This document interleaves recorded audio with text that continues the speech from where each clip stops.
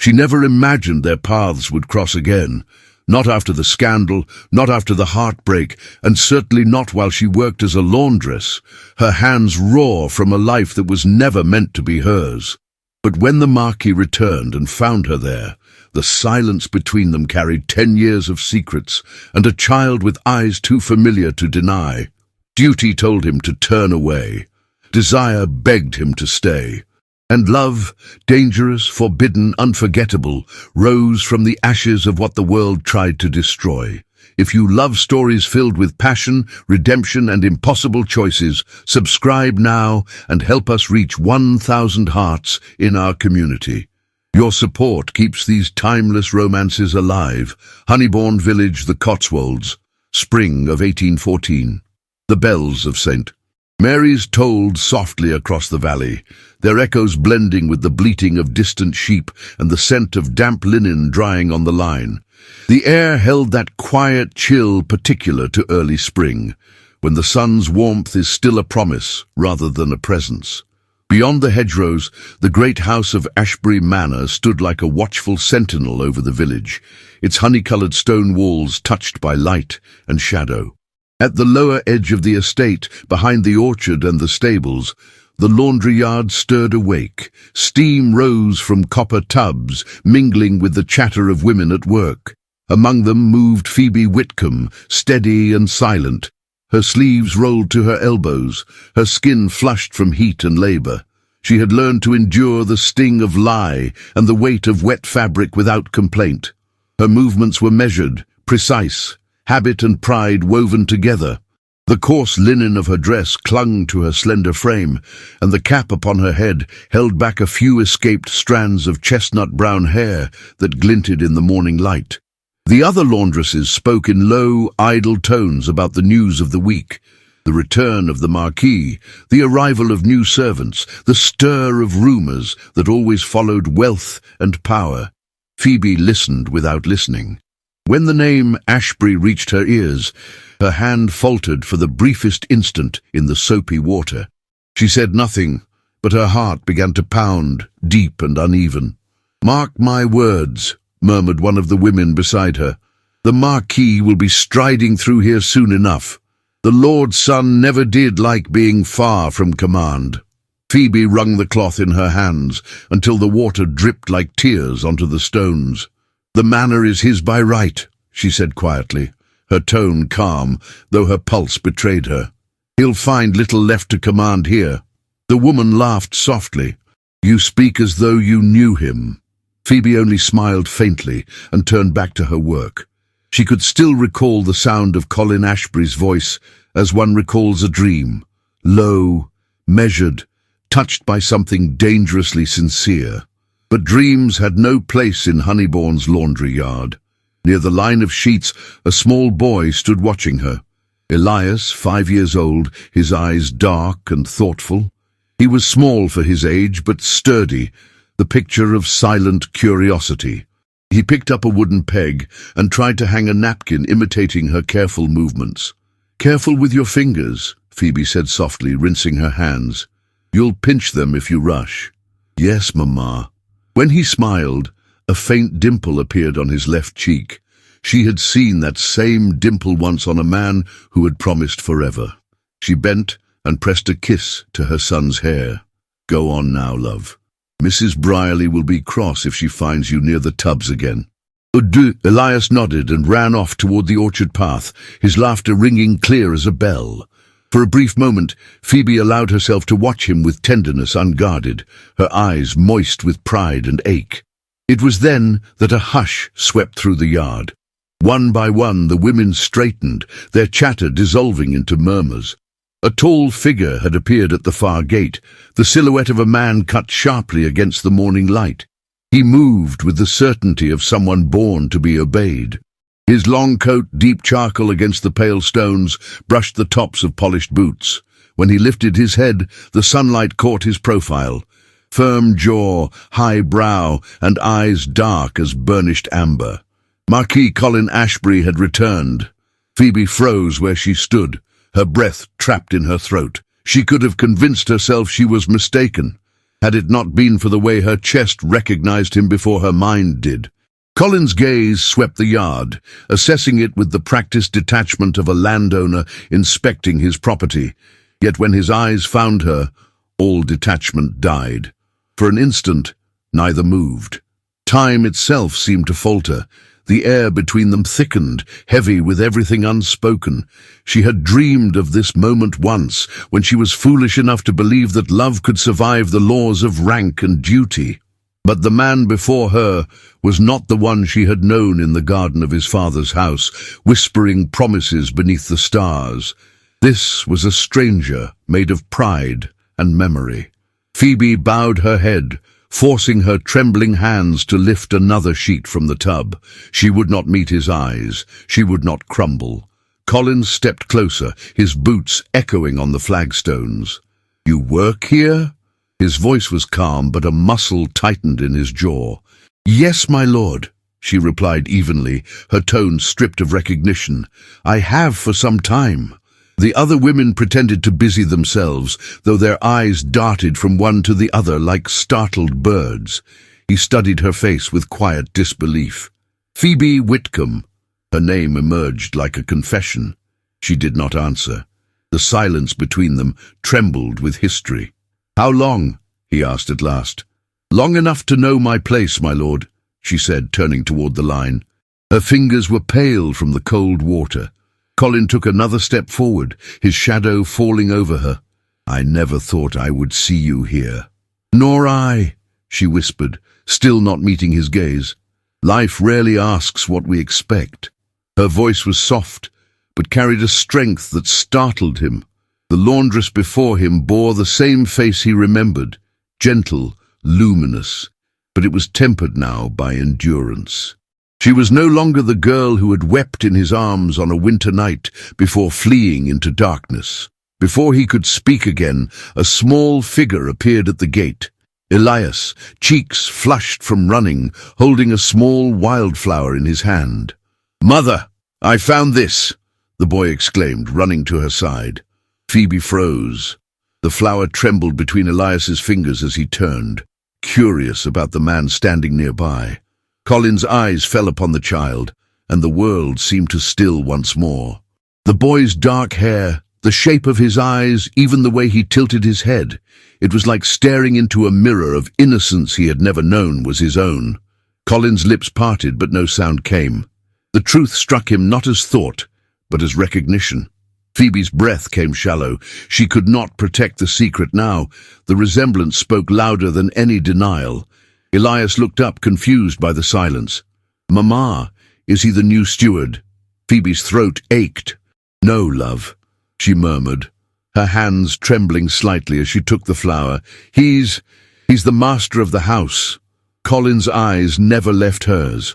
For the briefest instant, the years collapsed. The promises, the betrayals, the distance, and something raw and painful pulsed between them.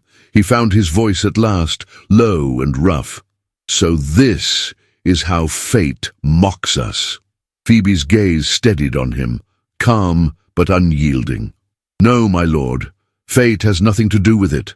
Only choices." Colin looked at the boy again, then back at her. "Then tell me, Phoebe," he said, his voice trembling with control. "Whose choice was this?" The sound of distant bells returned on the breeze, carrying across the village roofs. The women pretended not to hear. Phoebe's lips parted, but no answer came. Elias tugged gently at her skirt, seeking her hand. She held it tightly, her heart beating like thunder. And as Colin's gaze lingered on the child who bore his very eyes, the air between them filled with the weight of every word left unsaid. Love betrayed, forgiveness unspoken, and the impossible truth that neither time nor distance had erased what once was. The sheets on the line fluttered like ghosts in the wind, and the Marquis of Ashbury stood still, staring at the woman he had lost and the boy who might just be his son. The morning after the Marquis's return arrived, veiled in mist.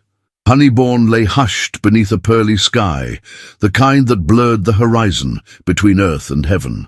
Inside the laundry yard, the scent of soap and damp cloth filled the air, but the usual chatter had vanished. Every woman worked with downcast eyes, every motion quiet. The news had already flown. The Marquis had spoken to Phoebe Whitcomb. That was enough to feed the village for weeks. Phoebe stood near the steaming tubs, her hands trembling slightly as she wrung a sheet, though no one could see the tremor beneath the rhythm of her labor. Her heart had not found rest since the moment she had seen him. Colin Ashbury. The man she had once trusted with her whole being, the man whose absence had rewritten her life. When the sound of approaching footsteps echoed on the stone path, she did not need to turn to know it was him. There was a weight in his gait, a deliberate cadence that no other man carried. She closed her eyes for a single breath, steadying herself, then lifted her chin and continued her work. "Mrs. Whitcomb," came his voice, low, restrained, almost formal. She did not look at him. "My lord, I would speak with you, privately." Her fingers tightened on the sheet. "I am at work, my lord. I have little time for conversation." His tone deepened. "I am not requesting, Phoebe." That single word, her name on his lips, cut through her resolve like a blade through silk. She set the sheet aside, wiped her hands on her apron, and turned to face him. Her eyes were calm, though her pulse thundered beneath her skin. Colin's expression revealed nothing of the storm within him. He wore a dark coat, the collar turned slightly against the morning chill, his cravat perfectly tied. He looked every inch the master of the manor, though his eyes, those haunted, deep hazel eyes, betrayed an ache he could not hide. "Follow me," he said softly. She hesitated, aware of every curious glance from the other laundresses. "Where to?" "To my study." The distance between the laundry yard and the manor felt endless. As they walked along the gravel path, the silence between them grew heavy, a silence made of years of absence and words never spoken. The manor rose before them, tall, dignified and solemn, its windows gleaming like watchful eyes. Phoebe had not stepped beyond its threshold since before Elias was born. Inside, the air smelled faintly of polish and old books. The fire in the study burned low, the light soft and golden. Colin closed the door behind them, and for the first time in 5 years, they were alone. Phoebe stood near the edge of the room, the rough fabric of her apron stark against the elegance of the surroundings. Colin remained by the hearth, his hands clasped behind his back, his posture rigid with restraint. "I owe you an explanation," he began. "No, my lord," she interrupted, her voice quiet but firm. "You owe me nothing." He turned toward her sharply. "Don't call me that. Not you." She met his gaze with quiet strength. "I am a servant now, and you are the master. What else should I call you?" Colin took a step closer, the firelight catching the edge of his profile. "Do not reduce yourself to that. You were never a servant in my eyes." Phoebe's lips curved in a faint, bitter smile. "No? Then why did you let your family treat me as one? Why did you remain silent when they called me unworthy?" He flinched as though struck. "You think I had a choice?" "Everyone has a choice, Colin," she said softly, "even when it costs them everything." For a long moment, neither spoke. The sound of the fire filled the silence, the slow crackle of burning logs mirroring the tension between them. Colin's voice broke the quiet, low and ragged. "I searched for you." She looked up at him sharply. "And what would you have done if you had found me? Locked me away? Hidden me from the scandal your mother feared so dearly?" "I would have taken care of you," he said, almost pleading. "I would have done right by you." Phoebe shook her head. "You would have pitied me, and pity is a poor substitute for love." He exhaled, frustrated. "You judge me too harshly." "Do I?" she asked.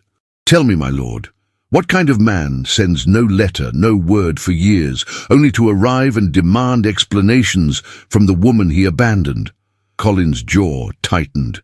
"Because I believed you had chosen to forget me. Because when I returned from London and learned you had gone, I thought, God forgive me, I thought you wanted nothing more to do with me." Phoebe's voice trembled now, though she fought to keep it steady. "And what was I to do, Colin? Wait in silence until the world decided what would become of me. I was already condemned by whispers and shame. You know what it means for a woman to fall without protection. His hands clenched at his sides. If I could undo it, but you cannot. The fire popped loudly, a spark leaping to the stone. Phoebe turned away, her eyes glistening. Do you think it was easy for me? She whispered. Do you think I wanted this life? To wash the linens of the household I might once have called my own, to watch my son grow in shadows because his name would ruin him? At the mention of the boy, Colin's composure faltered. He is mine, then, he said softly. She hesitated only a heartbeat before answering, yes. He closed his eyes, his breath catching as though the air itself had turned to flame. Phoebe, why didn't you tell me? Because I had no faith that you would choose us, she said simply. Because I refused to let my child become the secret of a nobleman's guilt. Colin stepped toward her slowly as though crossing a fragile bridge. Let me see him properly, he said. Let me know him. Phoebe turned to face him again. Her eyes shimmered with guarded sorrow. And what will you tell him? That you are his master, that you have returned to make amends for sins he cannot name. I will tell him that I am his father, Colin answered, his voice trembling with emotion. If you will allow me. Phoebe looked at him for a long moment, her expression unreadable. You speak as though the truth costs you nothing, she said. But here, truth is a luxury few of us can afford. It destroys women like me. It marks children like him. Her words fell between them like stones in water. The ripples of their meaning spread slowly, painfully. Colin took another step forward, his eyes searching hers. What would you have me do, Phoebe? Pretend I feel nothing, that I have not been haunted every night by the memory of you, by the sound of your voice, the touch of your hand. Her breath caught. Do not say such things. Why not? He demanded softly. You cannot forbid my heart from remembering. You forfeited that right the day you let me go. He looked at her, his expression raw with remorse. And yet I never stopped loving you. Phoebe turned her face away, her voice low, almost breaking.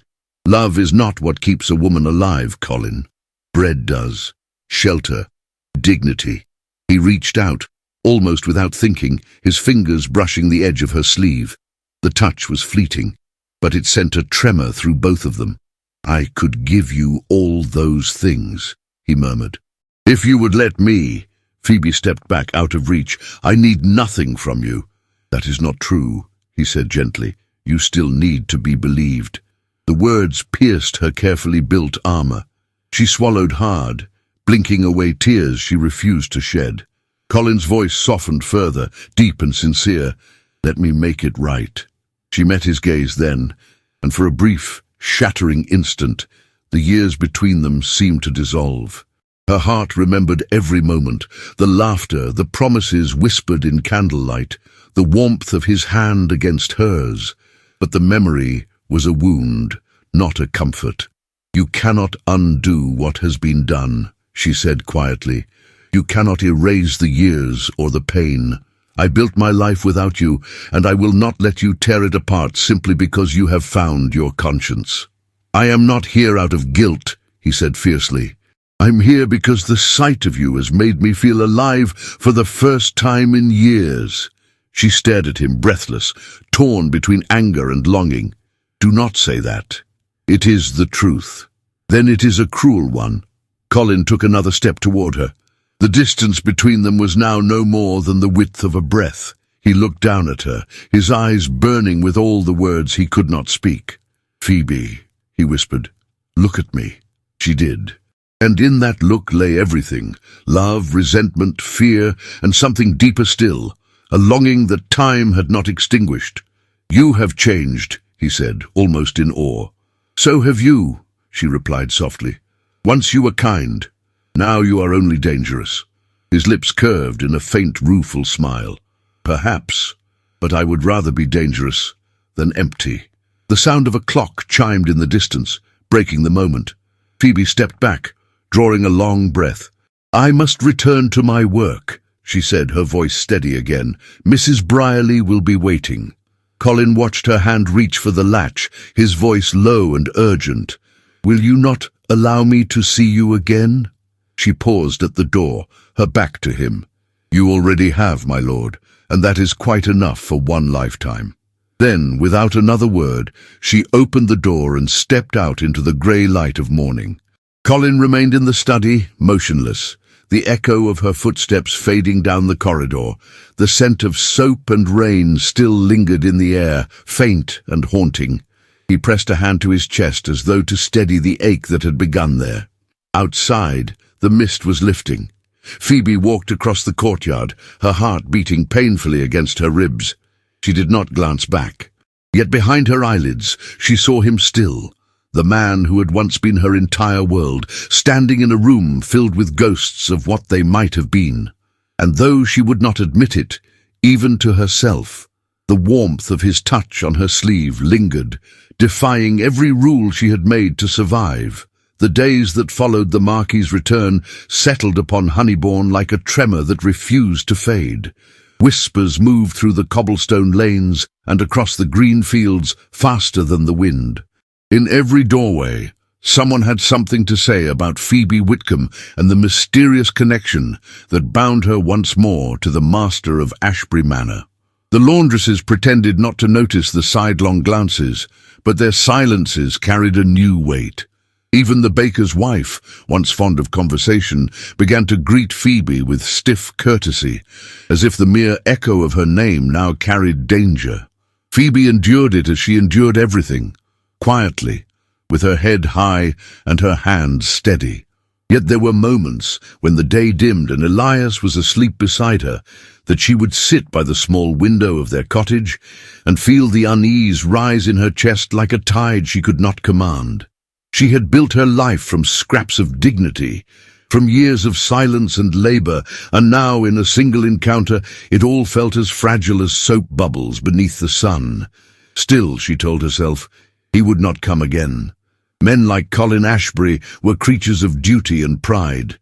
The Marquis had already seen what he came to see. The world he inhabited did not have room for laundresses and illegitimate children.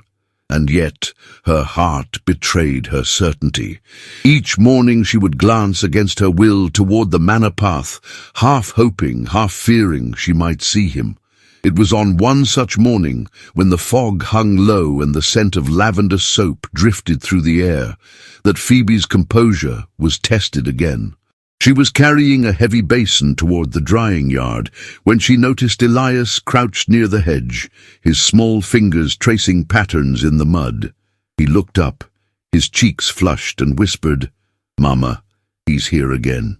Phoebe froze. "Who, Elias?" "The man with the boots," he said, pointing discreetly toward the corner of the garden. She turned, and there he was, Colin Ashbury, the Marquis himself, standing by the old stone wall, speaking quietly with Mrs. Brierly.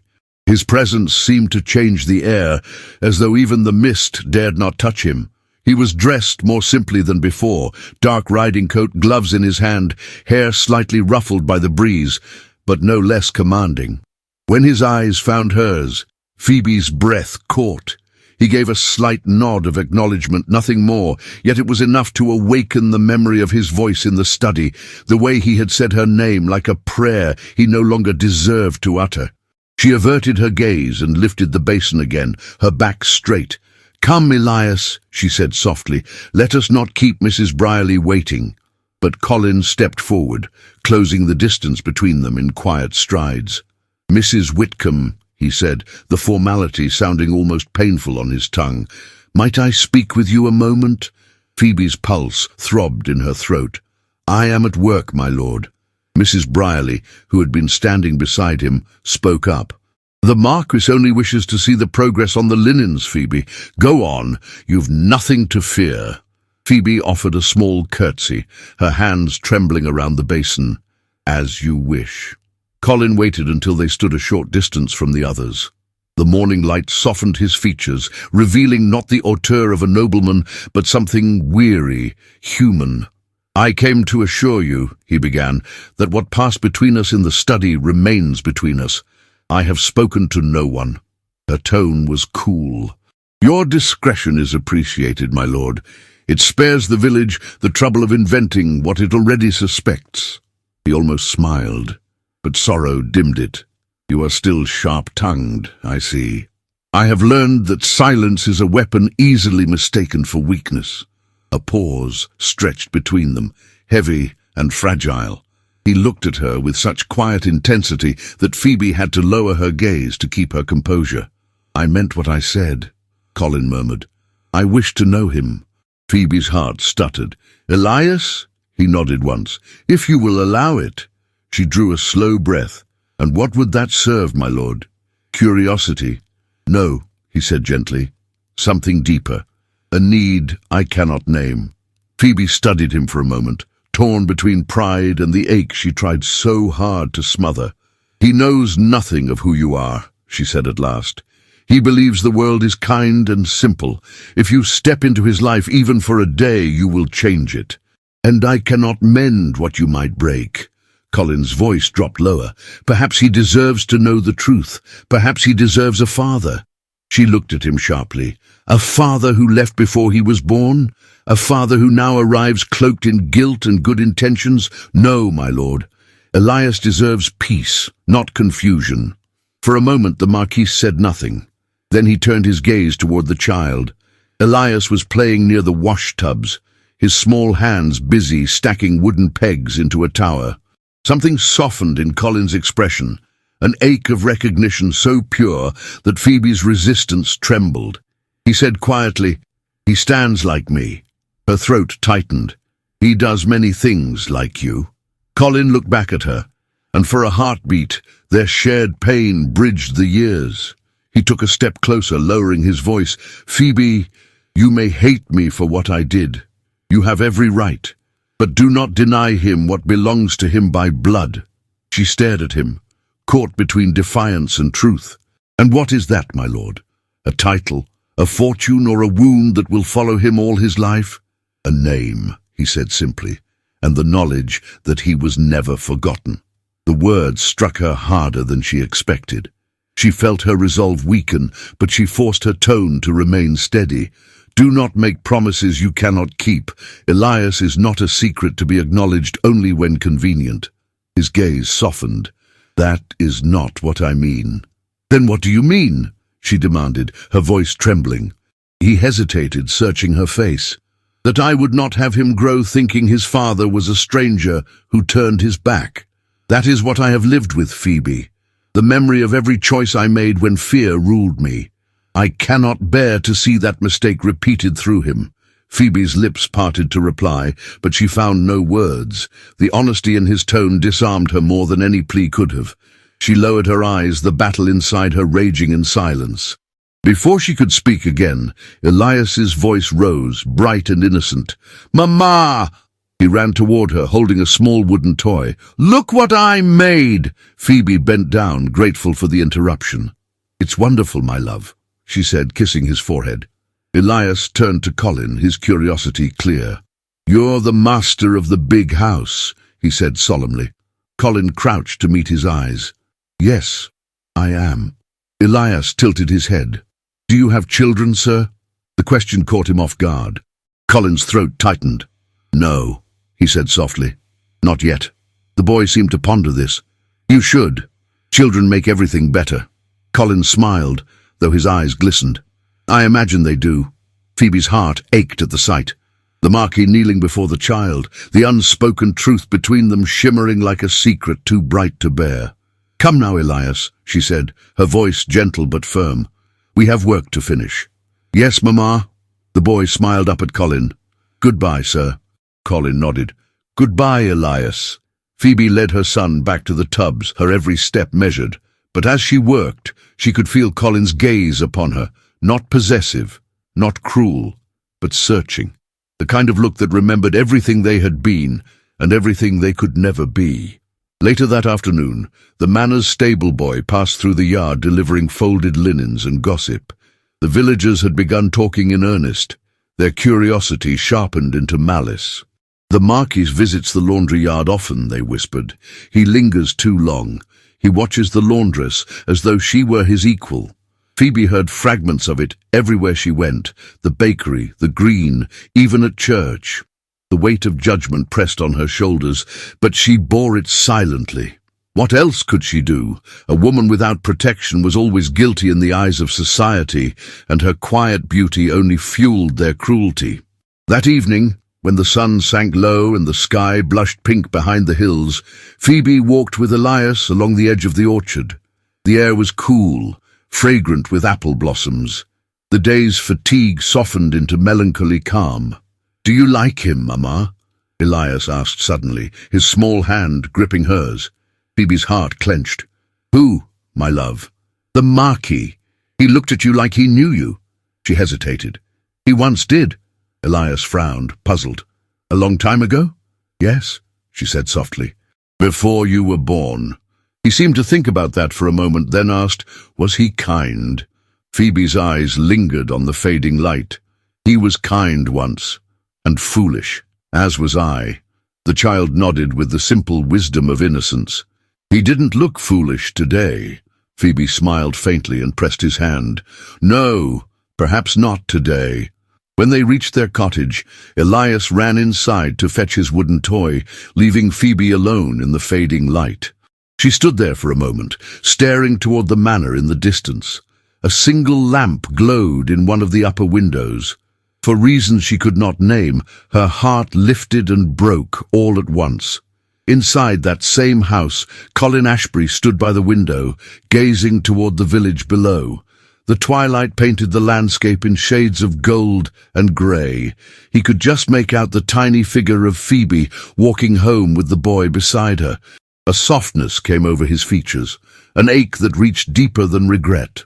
"She deserves peace," he murmured to himself, "and he deserves truth." He turned from the window, the dim fire casting long shadows across the room.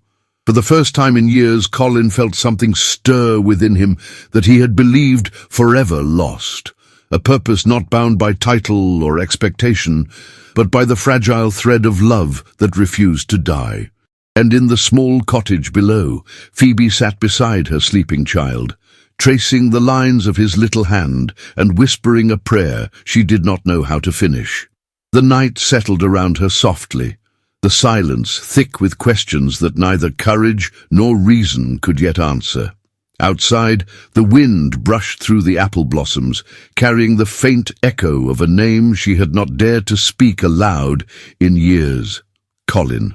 And though the world slept, her heart, stubborn as the tide, refused to forget. The wind shifted over Honeybourne that morning, carrying with it the scent of rain and the faint tremor of something unsettled. A thick envelope arrived at Ashbury Manor, bearing the seal of the Ashbury family and the unmistakable weight of London's judgment.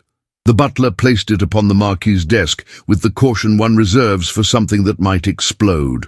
Colin Ashbury stood by the window of his study, his hands clasped behind his back, staring at the orchards beyond. He had not slept. The nights had become long, filled with ghosts that wore Phoebe's face and the sound of his son's laugh echoing faintly in his memory. Each day since he had seen them together had carved deeper into him. The sight of Elias stacking wooden pegs, the boy's serious brow so achingly familiar. When the letter arrived, he knew before breaking the seal that it would bear no kindness. He unfolded it slowly, and the words leapt at him like cold water. "The family is disturbed by certain rumours circulating in the Cotswolds concerning a woman of common birth and your imprudent involvement. You are reminded of your position, of your duty to our name and legacy. End this immediately before further disgrace ensues." The handwriting was his mother's, elegant, merciless, and devoid of affection. The paper trembled slightly in his hand. He crushed it into a tight ball and threw it into the fire. The parchment curled and blackened, but the fury in his chest did not ease. At that same hour, Phoebe Whitcomb was scrubbing the marble steps of the laundry entrance, her arms sore, her mind restless. The morning sky was low and grey, and she could feel the weight of the villagers' eyes even when none of them stood near. She had learned that gossip did not always require witnesses. It travelled through walls, through glances, through the smallest gestures of pity. Mrs. Brierly, the housekeeper, emerged from the corridor carrying a folded list. "Phoebe," she said briskly, "you're to deliver these linens to the manor today. The Marquis has asked to inspect them himself." Phoebe's heart gave a startled beat. "The Marquis?" "Yes. He's taken a sudden interest in domestic affairs." Mrs. Brierly's mouth softened slightly, the faintest hint of concern passing through her expression. "Be cautious, dear. The staff talks and the village listens." Phoebe curtsied and nodded. "I understand, ma'am." When she entered the manor, the hush of the corridor greeted her like a warning. Her footsteps echoed faintly against the polished floor. The warmth of the fire at the end of the hall shimmered in the dim light, and there, by the hearth, stood Colin. He turned as she approached, his expression unreadable. "You came." "I was sent," she replied softly, setting the basket down. Her apron was still damp at the hem, her hands red from the cold. He took a step closer, his voice quieter now. "Phoebe, there's been a letter from London." She tensed instantly. "From your family?" He nodded once. "They've heard whispers. About you. About us." Phoebe's face went pale. "Then it begins." Colin frowned. "You speak as if you expected it." "I did," she said, her tone calm but wounded. "Rumour is a faster messenger than any horse you might send to London. You've returned, and I exist. That is enough for tongues to burn." He took a slow breath, struggling to steady the storm rising in him. "They think they can command me from afar. They believe I will obey like a boy again. But I am not that man anymore." Phoebe lifted her eyes to his, their grey-green depths steady. "And what will you do, my lord? Defy them. You cannot silence society with anger." "I can silence them with truth," he answered. "Truth." Her voice trembled faintly. "Do you know what truth costs a woman like me? It has no mercy, Colin. It takes and never returns what it steals." He stepped closer. "You believe I would let them harm you?" "I believe the world has more power than any man's promises," she said quietly, "and that I have learned not to live on borrowed hope." For a moment, silence filled the room. The fire crackled softly, and the shadows of their faces flickered on the wall like two spirits bound by time. Colin's voice softened. "You still call me my lord, even now." Phoebe's lips curved faintly, without humour. "It is what you are." "And what am I to you?" he asked, his tone low, almost pleading. She drew a breath as if to speak, then shook her head. "A memory I cannot forget, and a future I dare not imagine." The words struck him with quiet force. He reached out, his fingers brushing the edge of her sleeve before he could stop himself. The brief contact sent a tremor through both of them. "Phoebe," he murmured, "if I could undo the past." "You cannot," she whispered. "No one can, not even you." But her voice faltered as his hand lingered for the smallest heartbeat too long. The warmth of his touch burned through the thin fabric of her sleeve, and she stepped back, heart pounding. "You should not touch me," she said softly. "Why? Because it reminds me how easily I forget what cannot be." Her honesty shook him. He wanted to say something, anything that would ease the ache between them. But before he could speak, the door opened sharply. Mrs. Brierly appeared, startled to find them so near. Her eyes flicked between them, understanding more than words could say. "Pardon me, my lord," she said stiffly. "There's a man from the village asking to speak with you. Says it's urgent." Colin stepped back at once, his composure returning. "See him in the entry hall. I'll attend him shortly." Mrs. Brierly nodded and withdrew, but not before casting a discreet, worried glance at Phoebe. When the door closed again, Phoebe gathered the basket of linens, her voice low. "You should not risk your standing for me." Colin turned toward her, his tone fierce. "My standing means nothing if it requires my silence. I will not pretend you do not exist." She met his gaze with quiet sorrow. "You say that now, while the world is still far away. But when your family stands before you, when society demands your obedience, you will see how little your words can change." He took a step forward, his eyes dark and burning. "You think I'm a coward still?" She hesitated. "I think you are a man torn between two worlds. One you were born to serve, and one you once loved but lost." "Then let me prove which I belong to," he said, his voice rough with feeling. Phoebe's lips parted, but no words came.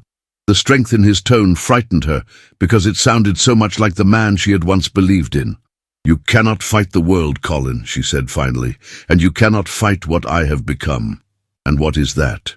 "A woman who has learned to stand alone." For a long moment, neither moved. The firelight glowed between them, soft and golden, painting their faces in tones of longing and defiance. Then the sound of footsteps in the corridor forced the moment to end. Phoebe lowered her gaze. "I must return to the laundry." Colin watched her lift the basket once more, his jaw tightening. "Phoebe," but she turned before he could finish, her voice quiet yet steady. "Whatever you wish to do, my lord, do it quickly, before your family decides for you." She left him standing there, the scent of lavender and soap still lingering in the air like memory itself. Outside, the clouds had begun to gather. The first drops of rain fell softly against the windows as Phoebe crossed the courtyard. She felt the chill sink into her bones, though her face betrayed nothing. Inside her, however, every heartbeat carried the echo of his voice. When she reached the laundry house, she paused by the door, one hand pressed to her chest. "Do not hope," she whispered to herself, "do not hope." That night, Colin sat alone in his study. The fire burned low to embers. On the table before him lay another envelope, unsealed, addressed to his mother in London. He had tried to write a reply, but every sentence ended in frustration. He could not bring himself to write the lie they demanded, the denial of the woman who still haunted his soul. He reached for the quill again, then stopped. His gaze drifted to the small window, where the rain traced silver paths down the glass. Somewhere beyond the orchard, a single lamp burned in the cottage on the hill, Phoebe's lamp, faint and steady against the storm. Colin closed his eyes. In the silence, he heard her voice again, her warning, her pride, her pain. He pressed his hands together as if in prayer. "Let them say what they will," he murmured. "I will not lose her again." But across the village, Phoebe sat awake beside Elias's small bed, watching the rain fall and wondering if she had already lost herself, if the years she had built around her heart could withstand the weight of love once more. The night deepened. The wind swept through the valley, and between the manor and the cottage, unspoken words drifted like embers waiting for a spark. The Marquis stared into the darkness, and Phoebe whispered into the silence, both bound by a longing neither dared to name, both knowing that before the week was done, their fragile world would never be the same again. The rain had fallen through the night and into the pale dawn, leaving the village washed clean and smelling of earth and wood smoke. Dew clung to the hedgerows, and the distant bells of St. Mary's tolled through the fog like a confession. Phoebe stood by her cottage window, hands clasped around a chipped cup of tea gone cold. Her reflection in the glass looked back at her, a face both softer and older than she remembered, framed by wisps of hair that refused to stay pinned.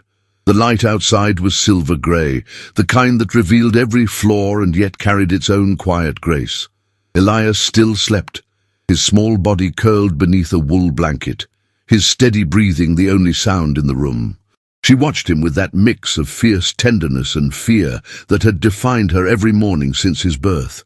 He was her joy, her burden, her purpose. And now, for the first time in years, his world no longer belonged only to her. The memory of Colin's voice the day before haunted her, the promise, the defiance, the quiet declaration that he would not be silenced. He had looked at her, not as a nobleman looks at a servant, but as a man looks at the single truth he has left in a life of lies. Phoebe wished she could hate him for it. Hatred was clean, simple, useful, but love was dangerous. That afternoon, the sky cleared. The manor called for the laundresses to deliver a new order of linens. Phoebe went as usual, her step steady though her heart raced. She wore her plain grey gown and clean apron, the same modest armour she always wore when she needed courage. The corridors of Ashbury Manor glowed with afternoon light. The air smelled faintly of beeswax and lavender polish. Phoebe moved quietly, her arms full of folded sheets. She had nearly reached the linen room when she heard his voice. "Phoebe!" Her breath caught. She turned. Colin stood at the end of the hall, half in shadow. His coat was unbuttoned, his cravat loosened, a rare sight of disarray that betrayed a restless night. "My lord," she said softly, trying to keep her voice steady. He approached slowly, his gaze never leaving hers. "I must speak with you, please." "Oh, there is nothing left to say," she replied, though her voice lacked conviction. "There is everything to say," he countered. "You've given me silence long enough." Phoebe hesitated, then followed him into the small study where they had once spoken in anger and pain. The fire burned low in the grate, casting a warm, wavering glow over the dark wood and shelves of old books. Colin closed the door behind them, the sound echoing like a heartbeat. For a moment, they simply looked at one another, the weight of 5 years between them heavy as stone. He began quietly. "You said once that I could not undo the past. You are right. I cannot. But I can still face the truth of it." Phoebe's fingers tightened on the bundle of linen in her hands. "And what truth is that, my lord?" "That I failed you," he said simply, "and that every day since has been a punishment of my own making." She turned away, the words cutting too deep. "Regret is not redemption." "No," he agreed softly, stepping closer, "but confession is a beginning." She faced him again, her eyes glistening in the firelight. "You speak of beginnings, yet all we have ever done is end." His expression was pained. "Then let me tell you what truly ended me. The day I returned from London and found you gone. I searched every village within 50 miles. I wrote to every family that might have taken you in. You had vanished like a ghost, and I—" His voice faltered. "I deserved it. I see that now. I let them frighten me into silence, and my silence destroyed us." Phoebe swallowed hard. "Destroyed me, you mean?" He shook his head. "No, Phoebe. Destroyed me. I thought I was protecting you when I obeyed them, when I allowed them to call you unworthy. But I was only protecting my cowardice." Her breath trembled. "And what would you have done? Married me in secret? Let them strip you of your title?" "Yes," he said fiercely, without hesitation, "if it meant I would not lose you." The force in his words startled her. She took a step back, her heart beating violently. The room felt suddenly too small, the air too thick. "You say these things now," she whispered, "when the cost has already been paid. But you weren't there, Colin. You didn't see what it meant to carry a child alone, to hide and pray that no one would recognize me. You cannot know what it is to bear shame for something that should have been love." Her voice broke, and she pressed a trembling hand to her lips. Colin's eyes softened. He reached for her, hesitated, then let his hand drop. "You're right. I cannot know, but I see it now. Every line of it on your face, in the way you walk, the way you hold yourself. You built your life upon the ruins I left behind, and still you managed to rise. You are stronger than anyone I have ever known." Phoebe blinked rapidly, torn between anger and longing. "Do not speak kindly to me, my lord. I do not know what to do with it." "Then let me speak honestly instead," he said.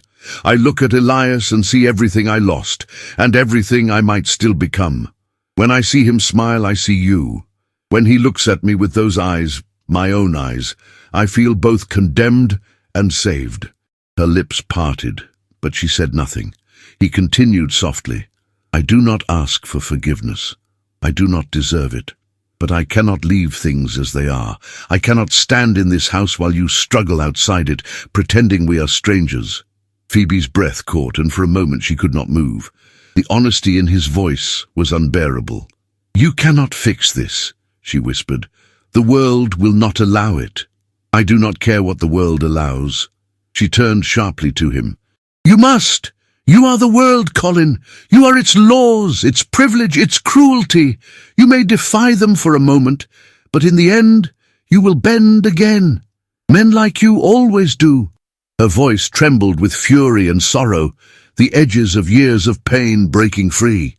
He stepped closer, his expression fierce but tender. "And if I prove you wrong, if I stand against them now, not as a Marquis, but as a man who cannot live another day pretending you mean nothing?"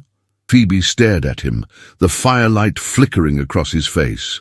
"Why do you torment me with words you cannot keep?" "Because they are the only truth I have left." The silence that followed was unbearable.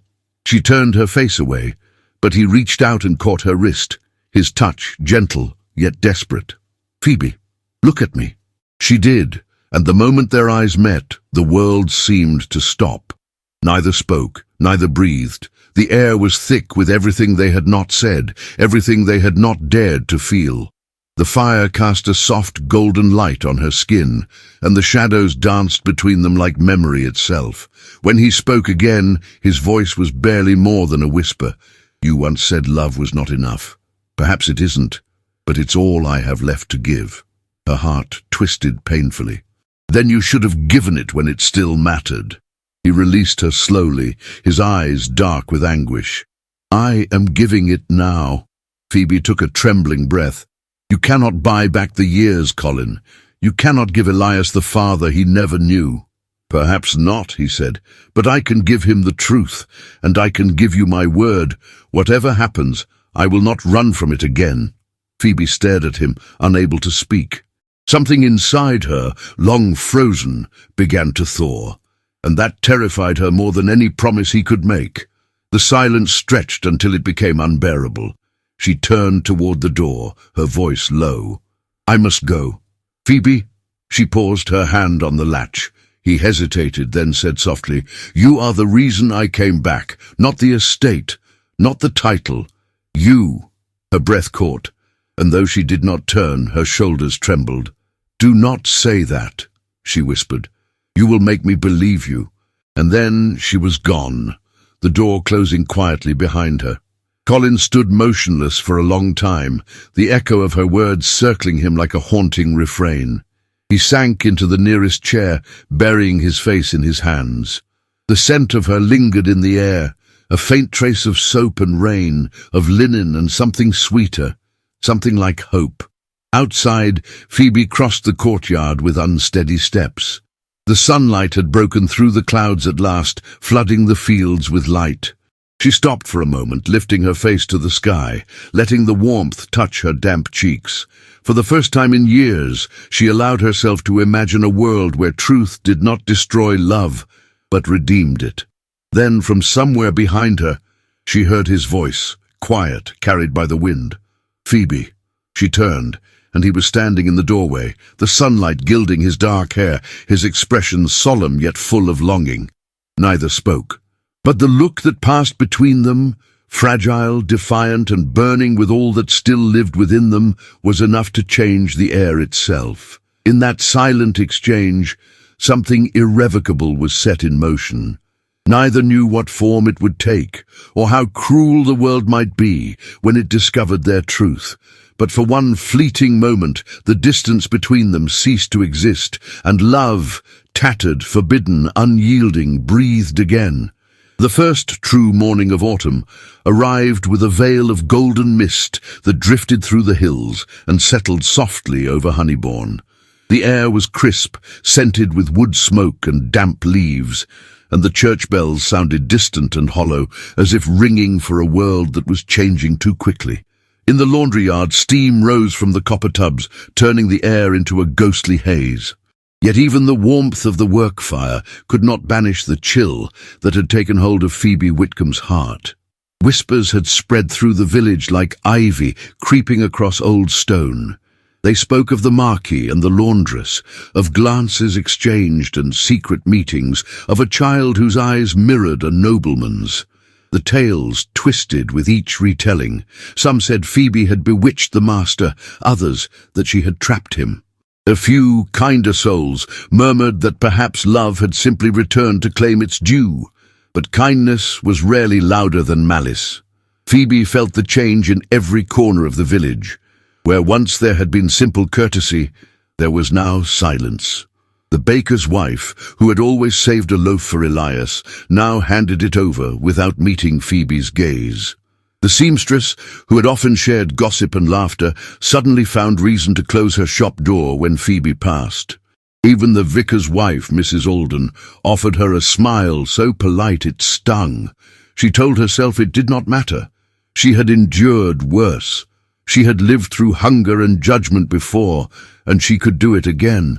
But the cruelest wound was watching Elias begin to notice. "Why don't they speak to you any more, Mama?" he asked one morning, as they walked through the narrow lane toward the green. His small hand was warm in hers. Phoebe forced a smile. "Sometimes people grow tired of talking, my love." "Ah, but they talk to each other," he said, frowning. "They only stop when we walk by." She squeezed his hand. "Then we shall walk proudly, so they remember that silence cannot hurt us." Elias nodded, though confusion lingered in his eyes. He was too young to understand that in a village as small as Honeybourne, silence was often the sharpest weapon. That afternoon, while the other laundresses worked, Phoebe carried a basket of folded linens up toward the manor. The air smelled of rain yet to fall. She walked past the hedges that lined the estate road, each step heavy with the weight of invisible eyes. When she reached the manor's entrance, Colin was there, waiting. He had been pacing near the steps, hands clasped behind his back, his expression shadowed by something between anger and guilt. He turned when he saw her, his eyes dark and restless. "Phoebe," he said, his voice low but urgent. "You've heard what they're saying." "I've heard enough," she answered. He descended the steps, closing the space between them. "It will pass. Gossip always burns out." She shook her head. "Not when it feeds on truth, my lord." He frowned. "Truth?" Her gaze met his. "That you have been seen walking with me, speaking to me, defending me. Do you think they do not notice how you look at Elias? How you look at me?" Colin exhaled sharply. "I have done nothing wrong. In their eyes, you have done everything wrong." He stepped closer, lowering his voice. "Then let them talk. I no longer care." Phoebe's heart trembled at the quiet ferocity in his tone, but she held his gaze. "You can afford indifference, Colin. I cannot. I am the one they will condemn. I am the one they will strip of dignity." He looked at her helplessly, his hands twitching at his sides, as though he longed to reach for her and dared not. "Then what would you have me do? Ignore you? Pretend you do not exist?" Her voice softened. "Yes, if it will protect Elias." His expression changed. Hurt, disbelief, something wounded and raw. "You would have me pretend you mean nothing to me?" Phoebe's voice trembled, though she tried to steady it. "For his sake, yes." He took another step, so near now that the scent of rain and soap clung between them. "I cannot do that," he said. "I tried once. I will not live that lie again." Her breath caught, her will faltering under the weight of his gaze. "Colin, please." He reached out, his fingers brushing the edge of her sleeve.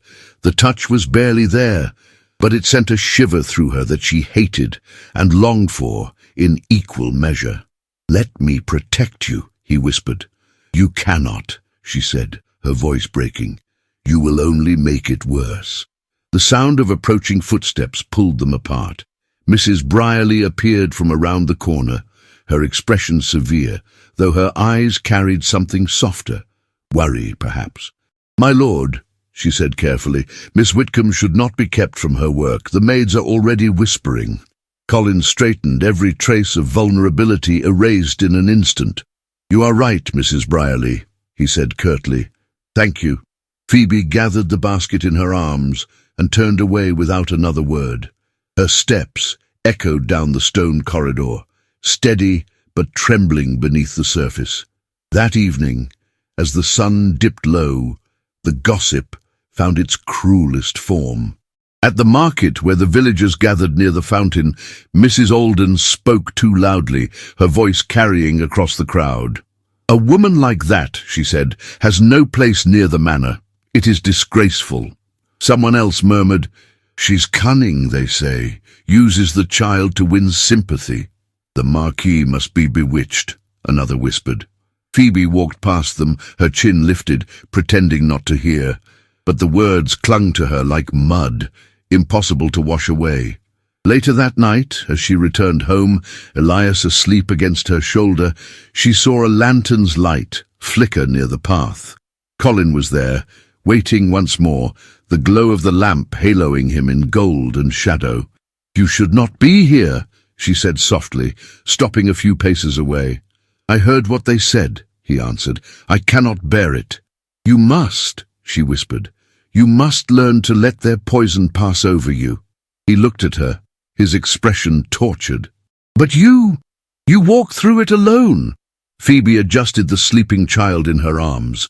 "I have walked alone for 5 years, Colin. Do not pity me now." He stepped closer, lowering his voice. "It is not pity. It is something far worse." Their eyes met, and the silence between them swelled, heavy with longing and danger. The lamplight flickered, catching in the tears she refused to shed. "Go back," she said quietly, "before someone sees you." He did not move. "I cannot leave you like this." "Then what would you do?" she asked, her voice shaking. "Carry me away, announce to the world that I am yours? You know that cannot be." He looked at her, and for a moment the proud Marquis seemed simply a man, stripped of rank, undone by love. "If I could, I would do it without fear," he said. Phoebe's heart ached at the words. "Then why does fear still hold you here, in the shadows?" Colin's reply was a whisper. "Because I do not yet know how to live without it." She lowered her eyes, the pain in his honesty cutting deep. "Neither do I." For a long while, neither spoke. The night air pressed around them, thick with the scent of wet earth and wood smoke. The only sound was Elias's gentle breathing, his small head resting against her shoulder. Finally, Colin reached out and touched the edge of the child's blanket, his fingers trembling slightly. "He sleeps like you," he murmured. Phoebe looked up at him, her voice barely more than a breath. "And dreams like you." The words hung between them, tender and unbearable. Then she stepped back, retreating toward the cottage. "Good night, my lord." "Good night, Phoebe," he said, his voice soft but laced with something that felt like a vow. When she reached the door, she glanced back once more. He was still standing there, the lantern flickering in his hand, his face shadowed with sorrow and devotion. Inside the cottage, she laid Elias in his small bed and watched him sleep. The faint light from the window traced soft patterns across his face, the same brow, the same quiet strength. She brushed a kiss against his forehead and whispered, "You must never know the cruelty of their words, my love." Outside, the rain began again, tapping gently against the glass. Phoebe drew her shawl around her shoulders and sat by the dying fire. Her heart ached with exhaustion and something perilously close to hope. At that same hour, Colin stood alone beneath the eaves of the manor, the lantern dimming in his hand. The wind rustled through the orchard, and he thought of her walking through the rain, her son in her arms, her courage undimmed by scorn. "She bears it all," he murmured to himself, "and still she stands." The night deepened, wrapping the village in darkness and whispers.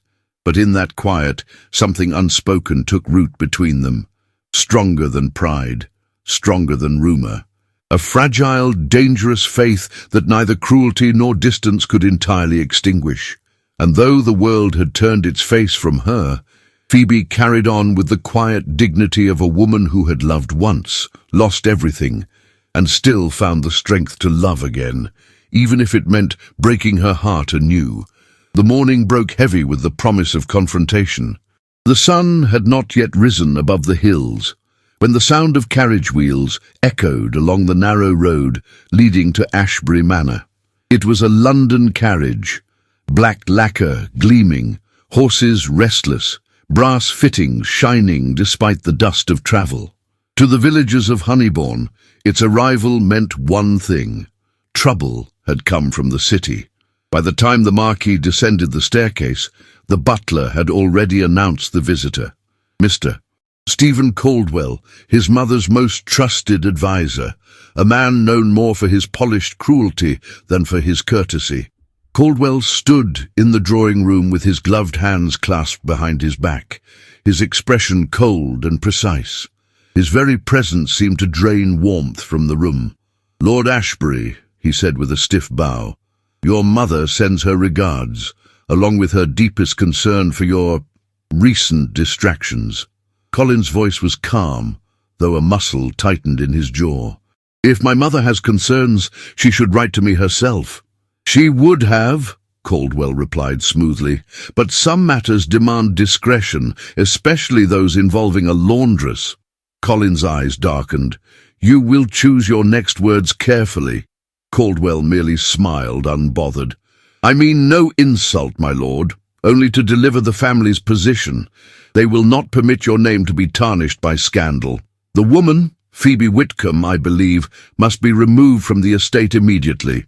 The words landed like a blow. For a moment, Colin said nothing, then quietly, "Removed." "Her employment terminated," Caldwell continued, "and if necessary, she should be compensated, generously, of course, enough to keep her from further embarrassment. A small house, perhaps, somewhere far from here, a comfortable silence." The silence that followed was dangerous. Colin's fingers curled slowly into fists. "You will leave this estate," he said evenly, "before I forget you are my mother's messenger." Caldwell's tone remained infuriatingly polite. "My lord, I beg you to see reason. The family will not tolerate a scandal.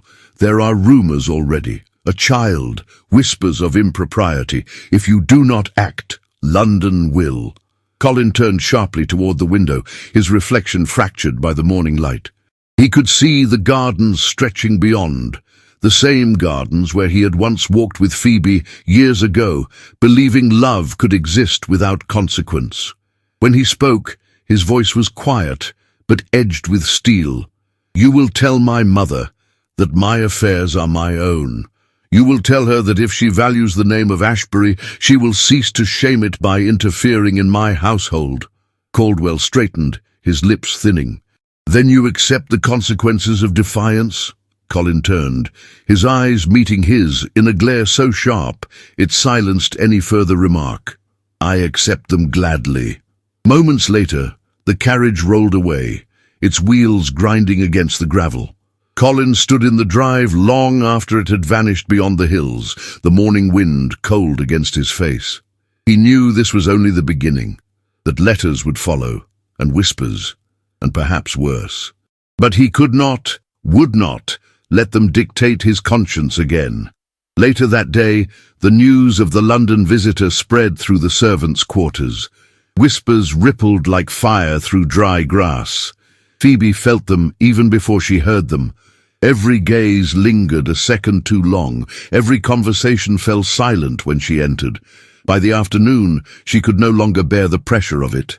She left her work early, walking through the orchard where the air smelled faintly of ripened fruit and damp leaves. Her thoughts churned. If London had sent a man to the manor, then the world she had so carefully kept at bay was closing in once more. As she rounded the path, she saw Colin ahead of her. He stood beneath the wide branches of the old oak, his coat unbuttoned, his face shadowed with thought. For a moment, she considered turning away, but something in his stillness stopped her. "My lord," she said softly. He turned. The weariness in his expression melted into something warmer, though no less intense. "Phoebe." She hesitated, then stepped closer. "I hear London has sent its judgment." He gave a bitter smile. "You hear correctly. They wish to buy your silence." Her stomach twisted, though her voice remained calm. "And will you let them?" "No," he said, his tone low but firm. "Not now, not ever." Phoebe studied him for a moment, unsure whether to believe him. "Defying them will cost you more than money, Colin. It will cost you your name." "I have lived long enough under a name that brought me no peace," he said. "Let it cost me everything if it must." She looked away, her breath unsteady. "You speak like a man at war." "I am," he replied quietly. "And you are the cause worth fighting for." The words struck her like a physical force. For a heartbeat, the orchard seemed utterly still. Only the rustle of leaves overhead broke the silence. "Do not say such things," she whispered. "They will undo me." "They are true," he said, "and truth has undone me already." He took a step closer, and she felt the air shift between them. He reached out slowly, almost hesitantly, and his fingers brushed a loose strand of hair from her cheek. The touch was feather-light, reverent. "Phoebe," he murmured, "I have thought of 1,000 ways to make this right. I cannot change the past, but I can choose what I become now. Let me stand beside you. Let me—" She stopped him with a whisper. "You cannot stand beside me, not without losing everything you are." "Then let me lose it," he said fiercely. "Titles, lands, reputation, what do they matter if I cannot hold what I love?" Her breath caught. She had dreamed of hearing those words once, long ago, and now that they had come, they terrified her. "You do not know what you're saying," she said softly. "You think love can survive the world's scorn. It cannot." He smiled faintly, his voice tender but resolute. "Then let it burn. At least it will have lived honestly." She closed her eyes, a tear slipping down her cheek. "You make it sound so simple." "It is not simple," he admitted. "It is the hardest thing I have ever done." For a long moment they stood in silence beneath the oak, the distance between them shrinking not in steps, but in trust. Then, slowly, Phoebe opened her eyes and met his gaze. "You would defy your family for me?" she asked.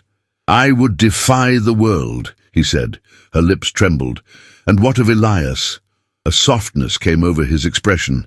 "He is my son," Colin said quietly. "Whatever the law says, whatever the gossips whisper, he is mine. I will not allow anyone to treat him as less." Phoebe's strength faltered. The truth in his tone broke through every wall she had built. Her hand rose to her chest, as if to steady the heart that beat too fast. "You speak as if the world would listen to you," she said. "But it will not. It never does." He stepped closer, his voice low. "Then I will make it listen." She shook her head, though her eyes shone with emotion. "You are a foolish man, Colin Ashbury." He smiled, just barely. "Then let me be foolish, so long as I am yours." The words hung between them, trembling like the first breath before a storm. He reached for her hand, and this time she did not pull away. Their fingers met, tentative and trembling, the warmth of his skin, a promise she could not bring herself to break. For the first time in years, Phoebe allowed herself to look at him without fear, to see not the Marquis, not the man of privilege, but the one who had once loved her without hesitation. "Why now?" she asked quietly. "After all these years of silence?" He hesitated before answering, his voice almost a whisper. "Because I see now what I should have seen then, that nothing I own, nothing I am, has meaning without you." The confession struck through her like lightning, beautiful, dangerous, unforgettable. Her fingers tightened around his before she could stop herself. "Colin," she murmured, "you will destroy yourself." "If destruction brings me closer to truth," he said, "then I will welcome it." She looked up at him, her heart aching with love and fear intertwined. "You should not speak like that." He smiled faintly. "How else can I speak when you stand before me?" Phoebe drew a shaky breath. "You are reckless. And you," he said softly, "are worth every risk." The orchard around them grew quiet again. The sunlight filtered through the leaves, casting dappled shadows over their faces. For a moment, the world outside the manor, outside their pain, ceased to exist. Then, suddenly, the sound of a carriage approached from the road, a harsh reminder of reality. Phoebe pulled her hand away, stepping back, her composure returning like a mask. "You should go," she said, her voice trembling. "If someone sees us—" "Let them," he said, though his tone softened when he saw her fear. "Phoebe, please, do not shut me out again." She looked at him, her eyes glistening. "If you truly mean what you say, then prove it, not with words, but with courage." Colin met her gaze with solemn intensity. "You have my word." She gave a small nod, then turned, walking down the path toward the village. Her skirt brushed through the fallen leaves, her steps quick, her heart heavy with both dread and fragile hope. Colin watched her until she vanished among the trees. The wind stirred the branches above him, scattering golden leaves that fell like quiet blessings. He stood there for a long time, the echo of her voice still in his mind. In the distance, the church bells began to toll the noon hour, slow, steady, unrelenting. Each chime seemed to bind him tighter to the vow he had just made. He knew the storm that would follow. He knew his defiance would come at a cost he could not yet measure. But for the first time in his life, Colin Ashbury felt something stronger than fear. Love, unhidden, unrepentant, and impossible to silence. And though the world might soon rise against them, the promise that had once died between them now lived again, fierce as fire and fragile as breath. The first frost of autumn glazed the windows of Honeybourne, turning every leaf to crystal and every breath to mist. The village woke slower now, wrapped in scarves and rumours. The scandal between the Marquis and the Laundress had grown roots, deep, tangled, and unstoppable. Every whisper fed another, every silence seemed an admission of guilt. Phoebe walked through it all with her head held high, though her heart had begun to falter beneath the weight. There were days when she felt the stares of women who once called her friend, others when men offered glances that carried both pity and hunger. The only solace she found was in Elias, his laughter, his questions, his innocence untouched by the cruelty of the world. But even he had begun to notice. "Mama," he said one morning as they walked to the green, "why do they whisper when they see you?" Phoebe forced a smile. "Because they have nothing else to do, my love." "Do they not like us?" She hesitated. "They do not know us. That is all." The child seemed to consider this. "Then they should know us better." Phoebe's heart ached at the simple wisdom in his voice. If only it were so easy. At the manor, things were no calmer. The staff had grown uneasy. Mrs. Brierly walked the corridors with the tension of a woman guarding both a secret and her master's reputation. And Colin had become a storm in human form.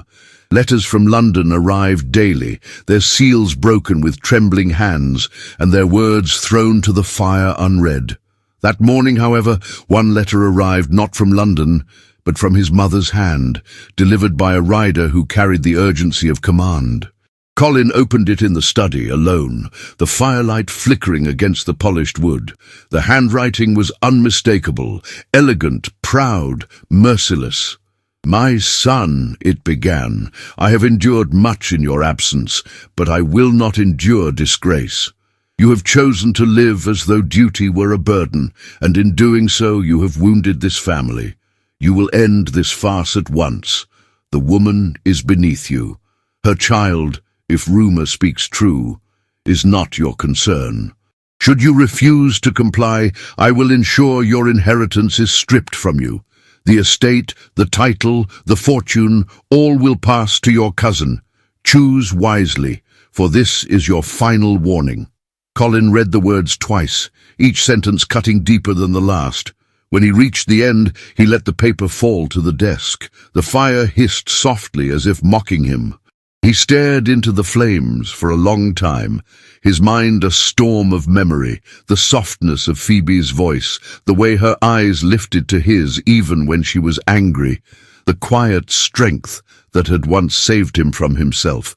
He could still see her walking through the orchard, her shawl fluttering in the wind, her son's hand in hers. The image was more real than the inked threat before him. He knew then that the letter demanded a choice, and that his heart had already chosen long before his mind dared to follow. That afternoon, he saddled his horse and rode down the muddy road to the village. The clouds hung low, heavy with unfallen snow, and the air smelled faintly of smoke and iron. When he reached Phoebe's cottage, the small garden lay bare, its flowers long withered, yet there was a light in the window, warm and steady. He dismounted and knocked gently. The door opened a moment later, and there she was, tired, lovely, Startled, she had flour on her hands, and her sleeves were rolled to her elbows, her hair falling loose from its pins. For a moment, neither spoke. "My lord," she said finally, her voice calm but cautious. "Colin," he corrected softly. "Please." Her eyes flickered with emotion. "You should not be here. I had to see you." He stepped inside before she could protest. The warmth of the small room wrapped around him, the scent of bread and soap filling the air. Elias was seated by the hearth, drawing shapes on a scrap of parchment. When he looked up, his face brightened. "Good afternoon, sir," he said politely. Colin's heart twisted. "Good afternoon, Elias." Phoebe turned toward her son. "Go wash your hands, love. Supper is nearly ready." When the boy disappeared into the adjoining room, she faced Colin again. "You should not speak to him so freely. It confuses him." "He is my son," Colin said quietly. Her eyes flashed. "He is my son. The world will never see him as yours, no matter what your heart believes." Colin took a slow breath. "Then let the world be damned." Phoebe closed her eyes, exhaling shakily. "Do not say things like that. You make it sound as if love is enough to fight the whole world." "Perhaps it is," he said. Her gaze met his, fierce and sorrowful. "It isn't. I learned that long ago." Colin stepped closer. The lamplight glowed against his face, catching the gold in his hair, the exhaustion beneath his eyes. "Then let me learn it for myself," he said. "I received a letter today. My mother demands I cast you aside or lose everything I have." Phoebe froze, her expression unreadable. "And what will you do?" He looked at her for a long moment. "What I should have done years ago." Her throat tightened. "Colin, don't. You cannot throw your life away for a mistake that belongs to both of us." "It was never a mistake," he said. "Not you, never you." She turned away, tears burning behind her eyes. "You say that now, but when hunger comes and the world closes its doors, what then? Love will not feed us. Love will not shelter Elias." He took another step closer, his voice trembling with emotion. "Phoebe, look at me." She did. And in that moment, the years seemed to collapse. The nights of longing, the mornings of regret, all of it pressing between them like breath before a kiss. "Do you think I care for titles?" he said. "For wealth? They mean nothing without peace, and I have had none since I lost you." Phoebe's hand went to her lips as if to hold back a cry. "Colin, please!" He reached out, his fingers brushing her cheek. She did not pull away. "Do you still love me?" he whispered. Her eyes shone with tears. "What good would it do to say it?" "Say it," he pleaded. Her voice broke. "Yes, I never stopped." The confession filled the room like sunlight after storm.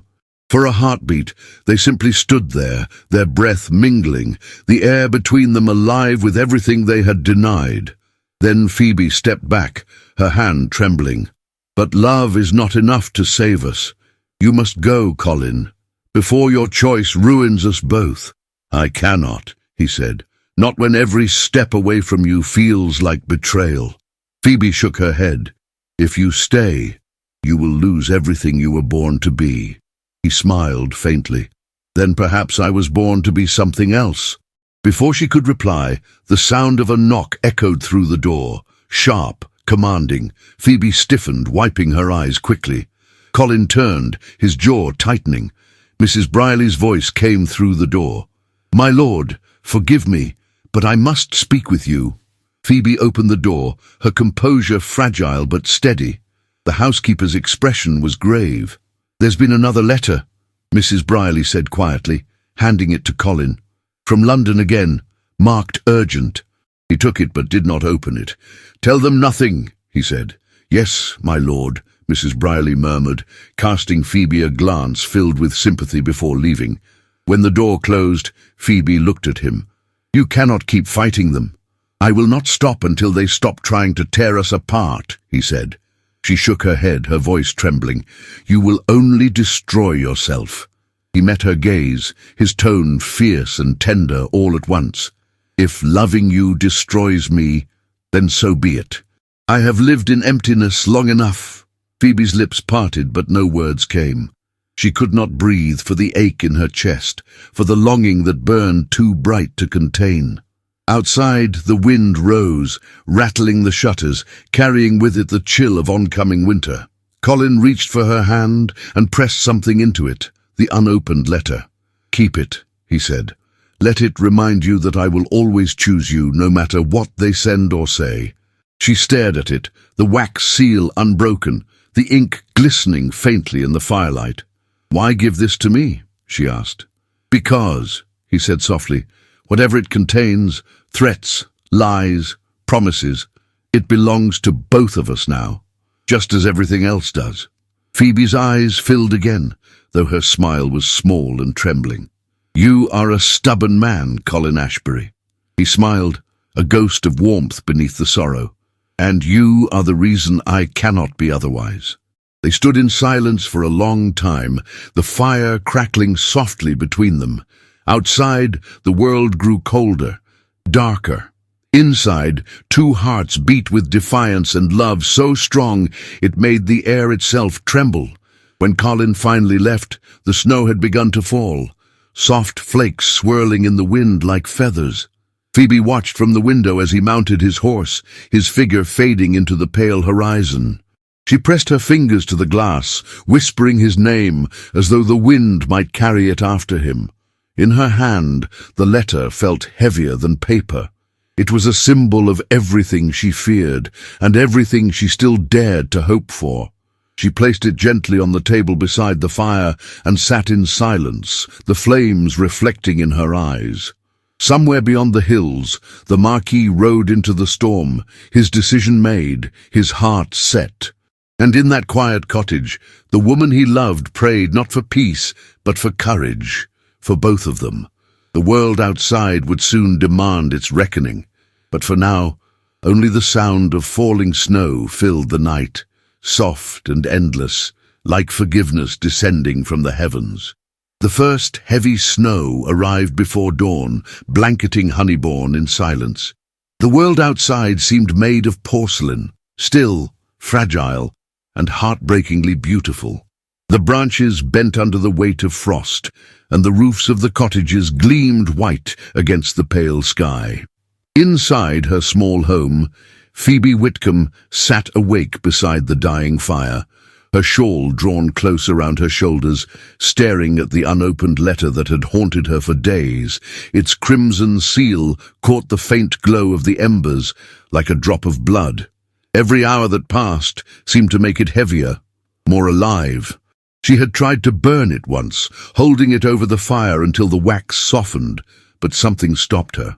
Part of her feared that destroying it would destroy the last proof that Colin's defiance had been real. Elias slept soundly in the bed nearby, his small hand resting on the edge of the blanket, his curls tousled. Phoebe brushed a lock from his forehead, her heart aching. For all her strength, for all her endurance, she was weary, so very weary of fighting the tide of fate alone. Outside, a faint knock broke the stillness. She froze, her pulse quickening. No one came to her door at that hour, not since the village had turned its back. Rising slowly, she crossed the room and lifted the latch. Colin Ashbury stood there, his cloak dusted with snow, his hair damp and unruly from the wind. He looked older than he had days ago, the strain of sleepless nights written across his face, but his eyes, those fierce, haunted eyes, held the same quiet devotion. "Forgive me," he said softly, removing his hat. "I know it's early." Phoebe's heart trembled at the sound of his voice. "You should not be here." "I had to be," he said simply. "There is something you must hear." She stepped aside, and he entered. The warmth of the small room seemed to close around him, bringing colour back to his cheeks. He glanced toward the bed, where Elias slept undisturbed. A faint smile touched his lips. Phoebe noticed the letter in his gloved hand, another one sealed and folded. "Another from London?" she asked quietly. He nodded. "From my mother again. But this one is different." He held it out and she hesitated before taking it. The wax bore the Ashbury crest, gold this time instead of red. She looked at it without opening it. "Read it," Colin said gently. With careful fingers, she broke the seal.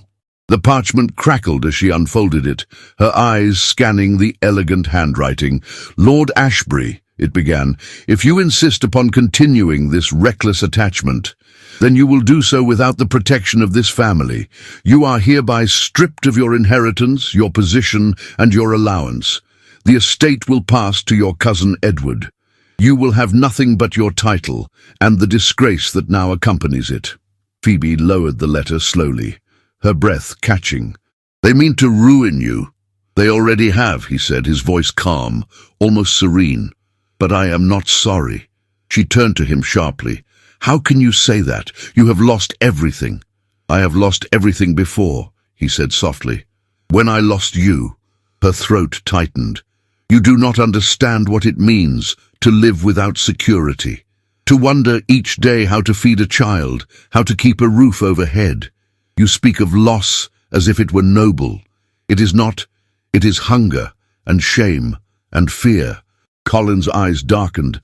"Then let me face those things with you. Let me carry them." Phoebe shook her head, tears glinting. "No, Colin, you were not made for a life of want."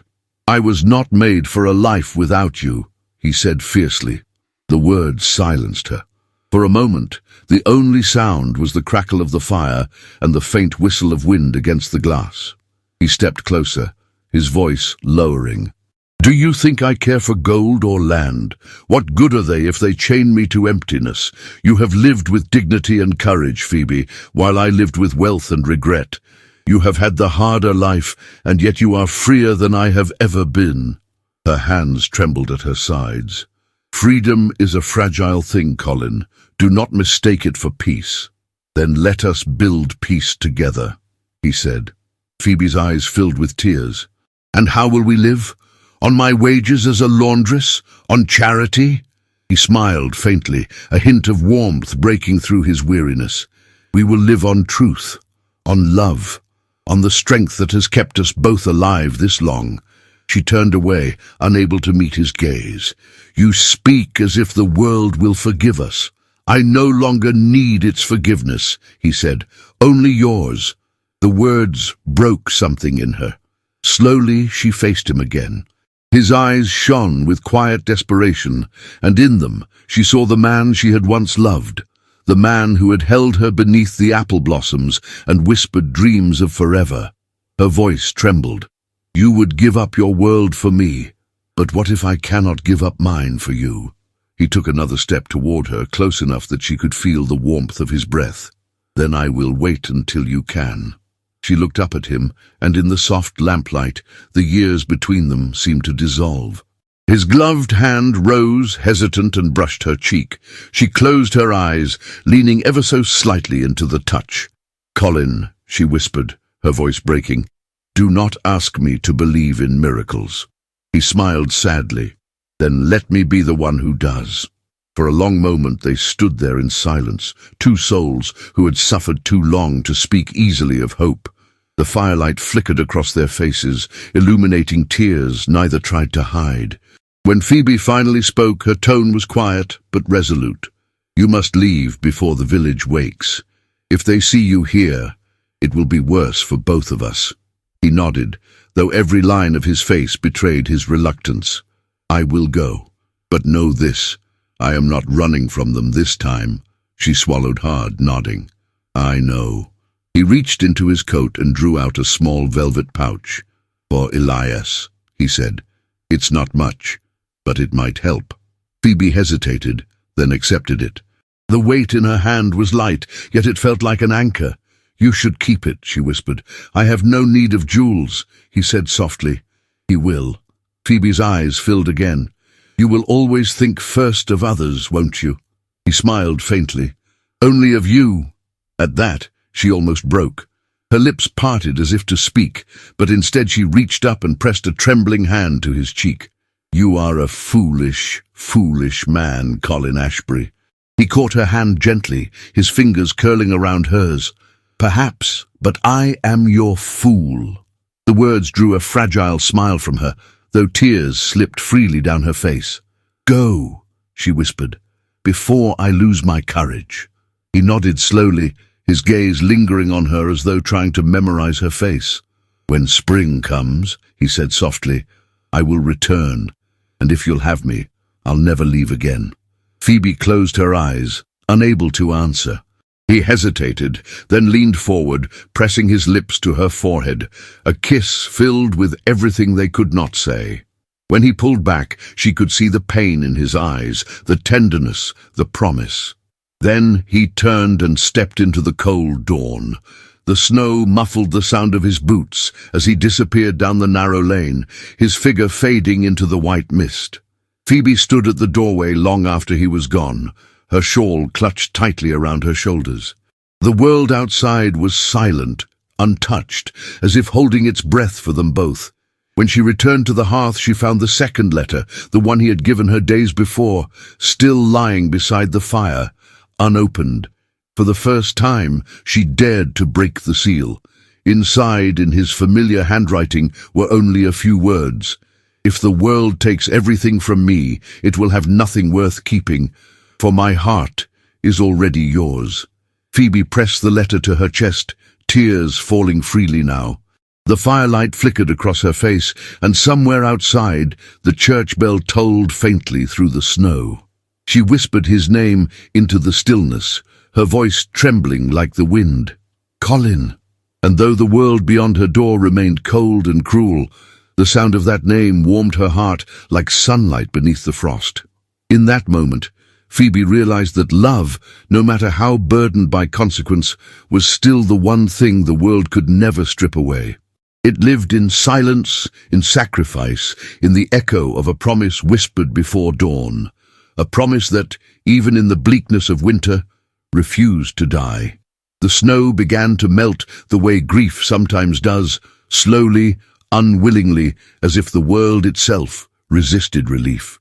For days, the lanes of Honeybourne remained edged in white, the hedgerows glittering at dawn, the river moving beneath thin ice like a secret refusing to be silenced. Yet the air carried a different scent now, damp earth rising under frost, the faint promise of green hidden in the brown. Phoebe felt that promise and distrusted it. She moved through her days with a steadiness that would have looked like peace to anyone watching from a distance, but inside her the hours rang like a bell. Colin had walked into the snow and vowed he would not run again. The village had sharpened its tongue, London had bared its teeth. And still, in the quiet of her cottage, she held a letter against her heart as if paper could warm what winter tried to kill. Elias asked about him more often now, not with childish curiosity alone, but with a seriousness that made Phoebe's throat tighten. "Will he come back?" her son asked one evening, kneeling by the hearth, pushing a small wooden horse across the rug. Phoebe forced her voice to stay gentle. "He said he would." Elias looked up, eyes solemn. "Men say many things." Phoebe's breath caught. "Who told you that?" The boy shrugged with the innocence of someone repeating what he has overheard. "Mr. Bunting at the market. He said gentlemen make promises like they make speeches." Phoebe swallowed the ache in her chest and crossed the room. She knelt beside her son, smoothed his hair, and pressed a kiss to his temple. "Not all gentlemen," she whispered, "and not all promises." Elias studied her face, then nodded as if choosing to believe her because he wanted the world to be kind. The next morning brought an unusual commotion to the manor. A carriage arrived again, but this one did not bear the harsh, polished air of Caldwell's visit. It was smaller, less proud in its lines, yet still unmistakably of quality. The servants gathered at windows. Mrs. Brierly moved like a woman bracing for a blow. Phoebe was in the laundry yard when she felt it. The shift in the air, the tightening of bodies, the sudden hush that meant something powerful had entered their world. She looked up and saw Colin crossing the courtyard with a man beside him, both of them walking with the purposeful stride of those heading toward a decision that could not be undone. The man was near Colin's age, broad-shouldered, dressed plainly for a gentleman, his expression guarded. He looked like family, in the way a shadow resembles the body that casts it. Mrs. Brierly approached Phoebe, her voice careful. "Phoebe, the Marquis requests your presence, in the blue parlour." Phoebe's hands went cold despite the steam rising from the tubs. "Now," Mrs. Brierly's gaze softened, just enough to show the woman beneath the housekeeper's armor. Now! Phoebe wiped her hands, removed her apron, and followed the corridor into the manor, every step feeling like she was walking deeper into a storm. The blue parlour was warm, the curtains drawn back to let in pale light. Colin stood near the mantel, his posture rigid with restraint. The other man stood by the window, looking out as if he would rather be anywhere else. Colin turned the moment Phoebe entered. His eyes found her with a force that made her breath catch, as if she were the only steady thing in a room full of shifting walls. "Phoebe," he said softly. She curtsied out of habit, then straightened. Her chin lifted. "My lord." The man by the window turned. His gaze swept over her, assessing, wary, then oddly conflicted. He bowed, not deeply, but with correctness. "Miss Whitcomb," he said. Colin's voice sharpened. "This is Edward Ashbury." Phoebe's stomach tightened. The cousin. The one London had named in its threats, the one meant to replace Colin, as though a life could be exchanged like a coat. Edward's mouth tightened slightly. "I did not ask for this to happen," he said. Colin's laugh was quiet and humorless. "You may not have asked, but they offered it readily enough." Phoebe looked between them, her heart hammering. "Why am I here?" Colin's gaze held hers, as if anchoring himself. "Because I will not speak of your life as though it is a matter to be negotiated by men in closed rooms. And because Edward has come with news that changes the shape of what my mother believes she can do." Edward cleared his throat, uncomfortable. "Your mother wrote to me directly," he said, addressing Colin but glancing at Phoebe as if acknowledging she was part of this, whether society liked it or not. "She instructed me to come and take control of the estate accounts immediately. To treat you as unfit." Phoebe flinched at the word, though she kept her face composed. Edward continued, "But there is a problem with her plan." Colin's eyes narrowed. "Go on." Edward's jaw worked as if pride tasted bitter. "The title is yours. She cannot remove it. Not by letter, not by anger, not by humiliation." He looked down, then back up. "As for the estate, there are trustees, settlements, entails. Your mother can make your life difficult. She can restrict allowances that come through her influence and pressure the trustees into caution. But she cannot simply sign everything away as though you are already dead." Phoebe felt her breath return in a shaky rush, relief and fear colliding. Colin's expression did not soften, but something in his shoulders loosened, as if a chain had slackened. So, the threat was a weapon, not a law. Edward nodded. "A weapon, one she expected me to wield." Colin's voice dropped low, dangerous. "And will you?" Edward met his gaze at last, and there was something raw in it, old jealousy, perhaps, or old resentment, but also something like decency, trying to breathe beneath years of living in another man's shadow. "No," Edward said simply. "I will not. Not like that." Silence filled the room. Phoebe's hands trembled at her sides, though she willed them still. Edward shifted, uncomfortable again. "My lord, Colin, whatever happened between you and your family is yours, but I will not steal a living man's home because a dowager is angry." Colin stared at him as if searching for a trap. "Why?" Edward's mouth tightened. "Because I've lived long enough as the spare, always watching, always waiting. I thought I wanted what you had, and perhaps I did." His gaze flicked briefly to Phoebe, then away. "But I will not have it at this price." Phoebe finally found her voice, quiet but steady. "Then what do you intend?" Edward drew a folded document from his coat. "I brought papers for the trustees, a statement that I refuse to act against Lord Ashbury's interest while he lives, and that I will not be party to any private scheme to harass or remove anyone from the estate by force." He hesitated. "And there is more." Colin's eyes sharpened. "Say it." Edward exhaled. "There is a solicitor with me in the village. He prepared a legal provision, an annuity funded by a portion of my own holdings, not the entailed estate. I can do that without touching what cannot be touched. A safety net." His voice lowered. "For the boy." Phoebe's eyes filled instantly.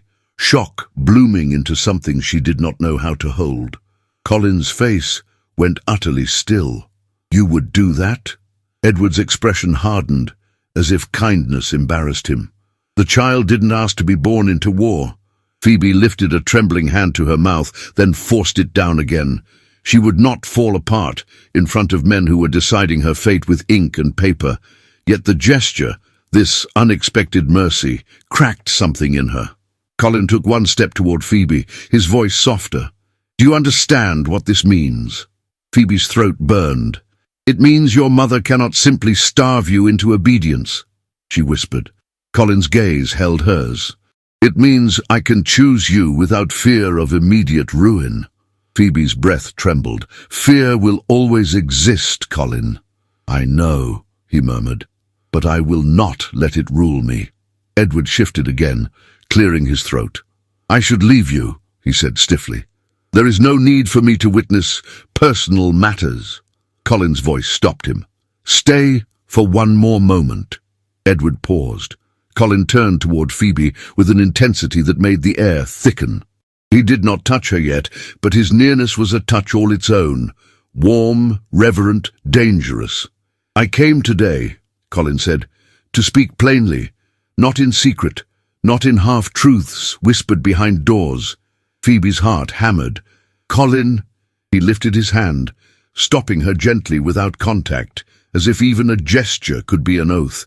"I have spent too many years letting other people decide what I am allowed to love.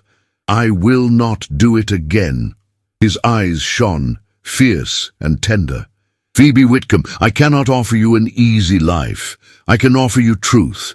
I can offer you protection by name, by law, and by devotion. I can offer you a place beside me where you never have to bow your head again."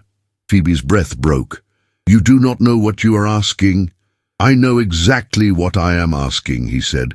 "I am asking you to be my wife." The words struck the room like thunder. Phoebe swayed slightly, the world tilting under her feet. She felt her own pulse in her ears, felt the years of loneliness rise like a wave. Edward looked away immediately, rigid with awkward respect. Phoebe stared at Colin, tears bright in her eyes. "If I say yes, they will never forgive me." Colin's voice softened, almost a whisper. "I am not asking you to be forgiven. I am asking you to be loved." Phoebe's chest tightened so painfully she could hardly breathe. She managed, "And Elias?" Colin's gaze turned tender. "He will be cared for. He will be protected. I cannot change the laws of this country by love alone." His jaw tightened with bitter honesty. "But I can change the life he lives under them." Phoebe's lips trembled. "They will call him names. They will answer to me," Colin said quietly. "And if they cannot learn kindness, they will learn fear." Phoebe stared at him, and in his eyes she saw what she had needed all those years ago. A man who would not disappear when the world raised its voice. A man who would stand, even shaking, and still refuse to bow. Her voice came out broken. "Colin, I am afraid." He stepped closer, and this time he did touch her, just the lightest brush of his fingers against her knuckles, as if asking permission even in the smallest thing. The sensation travelled through her like fire. "So am I," he admitted, "but I would rather be afraid with you than empty without you." Phoebe's eyes spilled over. She tried to wipe the tears away, but her hand trembled too much. Colin's thumb rose gently, catching a tear at the edge of her cheek, and the tenderness of it nearly undid her. "You once asked me to prove my courage," he murmured. "This is me proving it, in front of witnesses if necessary, in front of the whole village if you demand it." Phoebe shook her head, a tremulous laugh escaping through tears. "You are impossible. I am yours," he said softly, "if you will have me." Phoebe's gaze darted toward the doorway, as if she could see the village waiting outside, with its judgment sharpened. Then she looked back at Colin and saw only the man, not the Marquis, not the heir, not the son under a dowager's fist, only the man who had returned and refused to leave. Her voice was barely more than breath. "Yes, Colin's eyes closed for a heartbeat, as if the word had struck him with both salvation and pain. When he opened them again, they glistened. "Say it again," he whispered, as though he needed it to be real. Phoebe lifted her chin. "Yes, I will marry you." Colin's hand tightened around hers, not crushing, but holding as if her pulse was the only proof of life he needed. He did not kiss her. Not yet, not here, not with the world's eyes so close, but he leaned his forehead briefly against hers, a touch so intimate it stole her breath. Edward's voice, stiff and low, cut gently through the moment.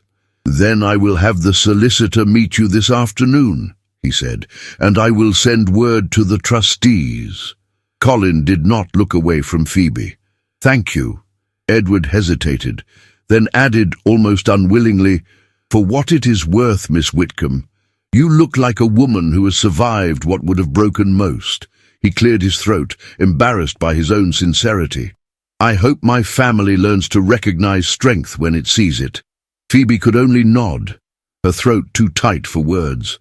The hours that followed moved like a dream dressed in daylight. The solicitor came, papers were signed. Mrs. Brierly, after years of guarding propriety like a sword, stood silently in the corner, with tears in her eyes she would never admit to.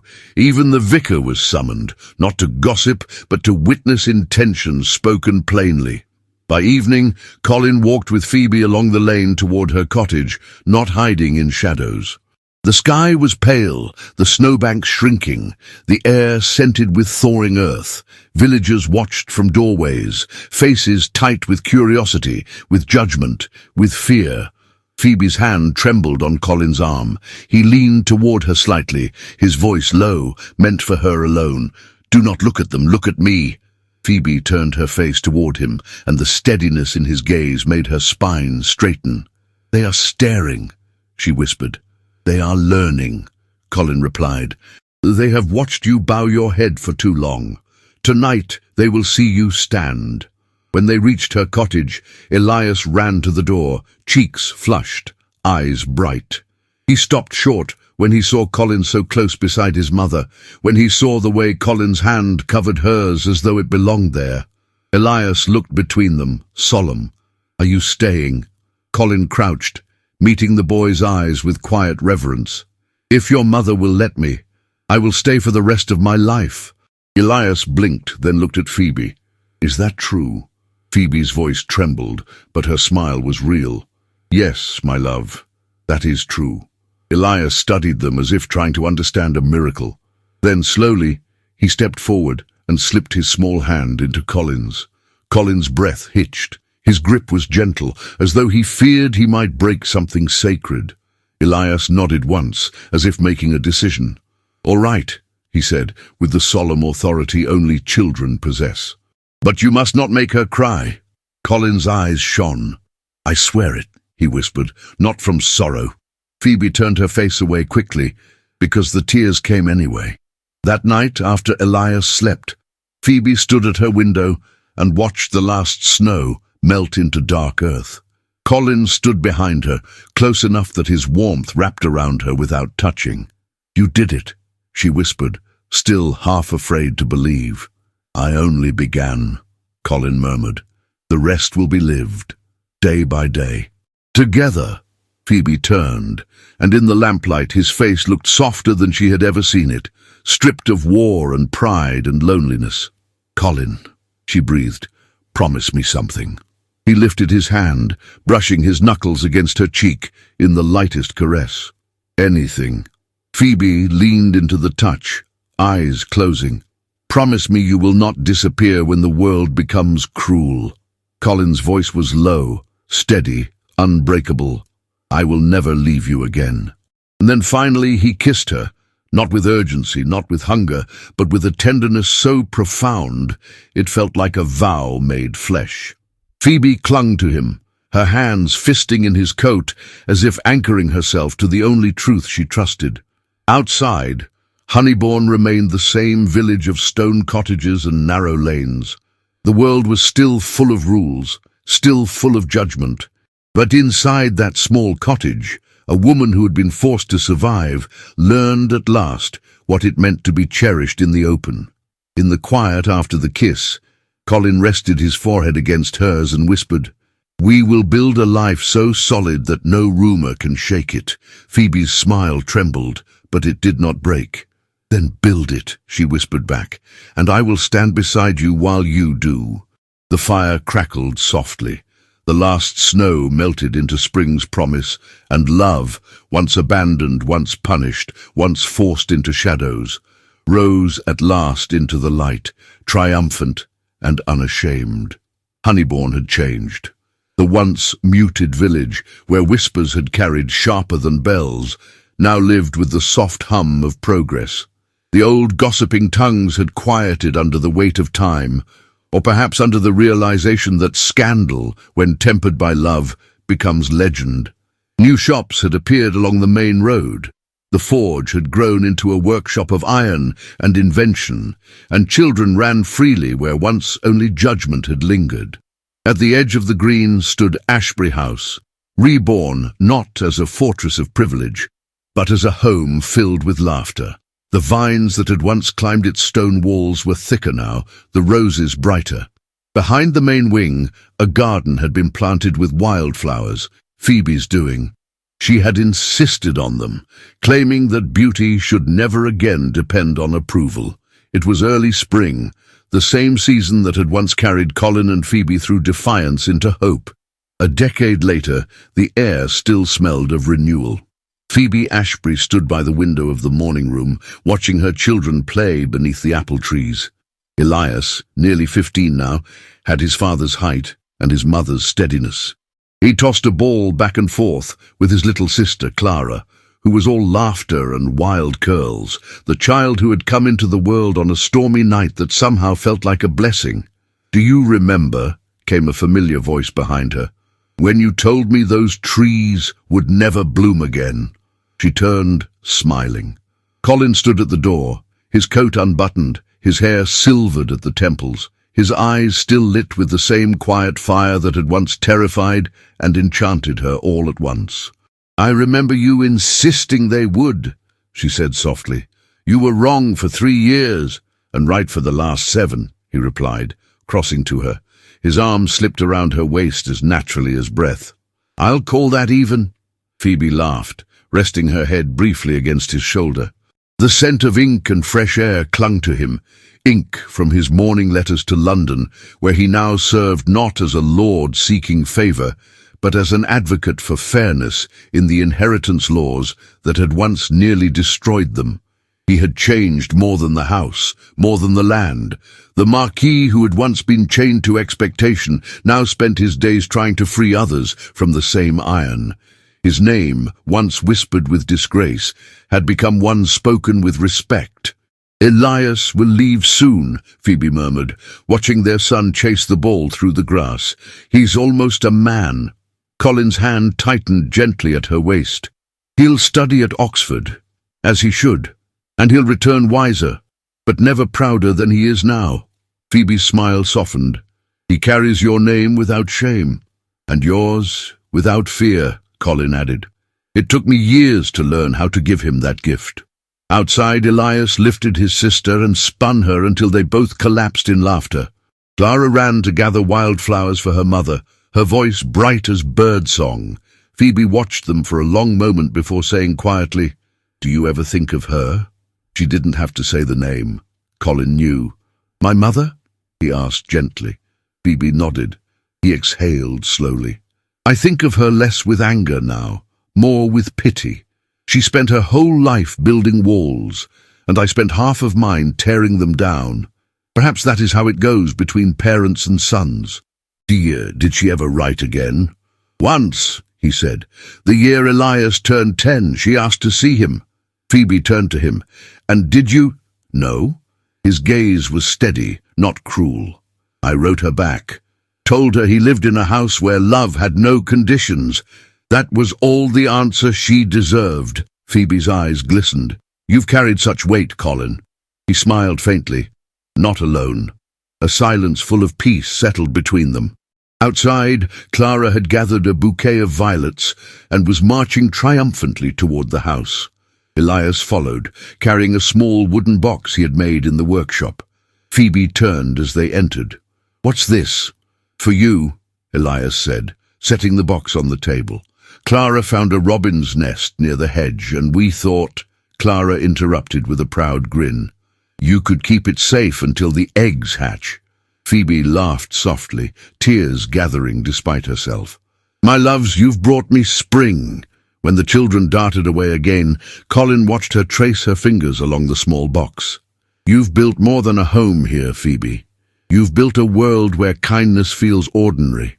She looked up at him, her expression full of quiet wonder. "And you've built a man who can live in it."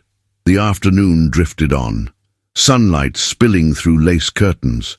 The shadows of the trees outside danced across the floorboards. Later that evening, when the children had gone to bed and the house lay still, Colin and Phoebe walked through the orchard. The air was cool, scented with blossoms. Fireflies had begun to appear between the branches like stars descending to earth. They stopped beneath the oldest tree, the one where 10 years ago they had spoken their first truth. The bark was rough, the trunk gnarled, but it bloomed still, stubborn and beautiful. Colin reached for her hand, intertwining their fingers. "Do you ever wonder," he asked, "how long we'll keep finding new ways to love each other?" Phoebe smiled, her gaze tender. "For as long as there are seasons to change and stories to tell." He drew her closer. "Then we're safe." They stood like that for a long while, saying nothing, letting the night speak for them. The wind through the leaves, the soft rustle of life continuing. Somewhere, an owl called from the distant woods. Phoebe rested her head against his chest, hearing the slow, steady beat beneath her ear. "Do you ever regret it?" she asked quietly. Colin's hand came up to cup the back of her neck, his thumb brushing the edge of her jaw. "Not once," he said. "The price we paid was high, but it bought us truth, and truth endures longer than any fortune." Phoebe closed her eyes, breathing in the scent of apple blossoms and memory. "It does," she whispered, "and so does love." He kissed her then, softly, reverently, as though time itself had been waiting for it. When they pulled apart, laughter echoed faintly from the house. Clara's voice carried down the garden path, followed by Elias's deeper tone. The world had changed, yes, but the heart of it remained the same. Phoebe looked up at the sky where the first stars blinked awake. 10 years, she murmured, and it feels like yesterday. Colin's arm slipped around her shoulders. "Then let us live the next 10 just as fiercely." Hand in hand, they walked back toward the house, their silhouettes framed by the golden light spilling from the windows. Behind them, the orchard swayed gently in the night breeze, petals falling like snow upon the grass, an echo of the winter that had once tried to break them. It had failed. For love, tested by loss and tempered by time, had not merely survived. It had triumphed, quietly, completely, and forever. There are stories that stay with us because they remind us what truly matters. Phoebe and Colin's journey was never about castles or titles. It was about the courage to choose love when the world demanded silence. It was about rebuilding dignity after loss, about learning that forgiveness can be stronger than pride, and that sometimes the most radical act a heart can perform is to keep believing. 10 years passed, and their love did not fade. It grew roots like the apple trees in Honeybourne that bloomed again after a cruel winter. And perhaps that is the greatest lesson their story leaves us. Love does not belong only to the fortunate, the powerful, or the perfect. It belongs to those who refuse to give up on it. If this story touched your heart, if it made you sigh, or remember someone, or believe once more in second chances, leave a comment below and tell us what part moved you the most. And if you reach this far, write the word blossom in the comments. It's our secret sign that you stayed with Phoebe and Colin until the very end, through every storm, until spring returned. Your presence here means more than you can imagine. Every view, every word you write, every super thanks you send helps us continue creating these timeless love stories for you, each crafted with care, emotion, and respect for the past. If you can, leave a small super thanks of any amount to support the team that brings these tales to life. And if you can't, that's all right. Simply share this story with someone you love. That's another beautiful way to help our little village of stories grow. Thank you, from the heart, for spending this time with us. And if you wish to live more moments like this one, full of passion, hope, and redemption, don't miss the other romantic stories I've left for you in the cards above. Until next time, dear listener, may your heart always choose love, and may it always find its way back home.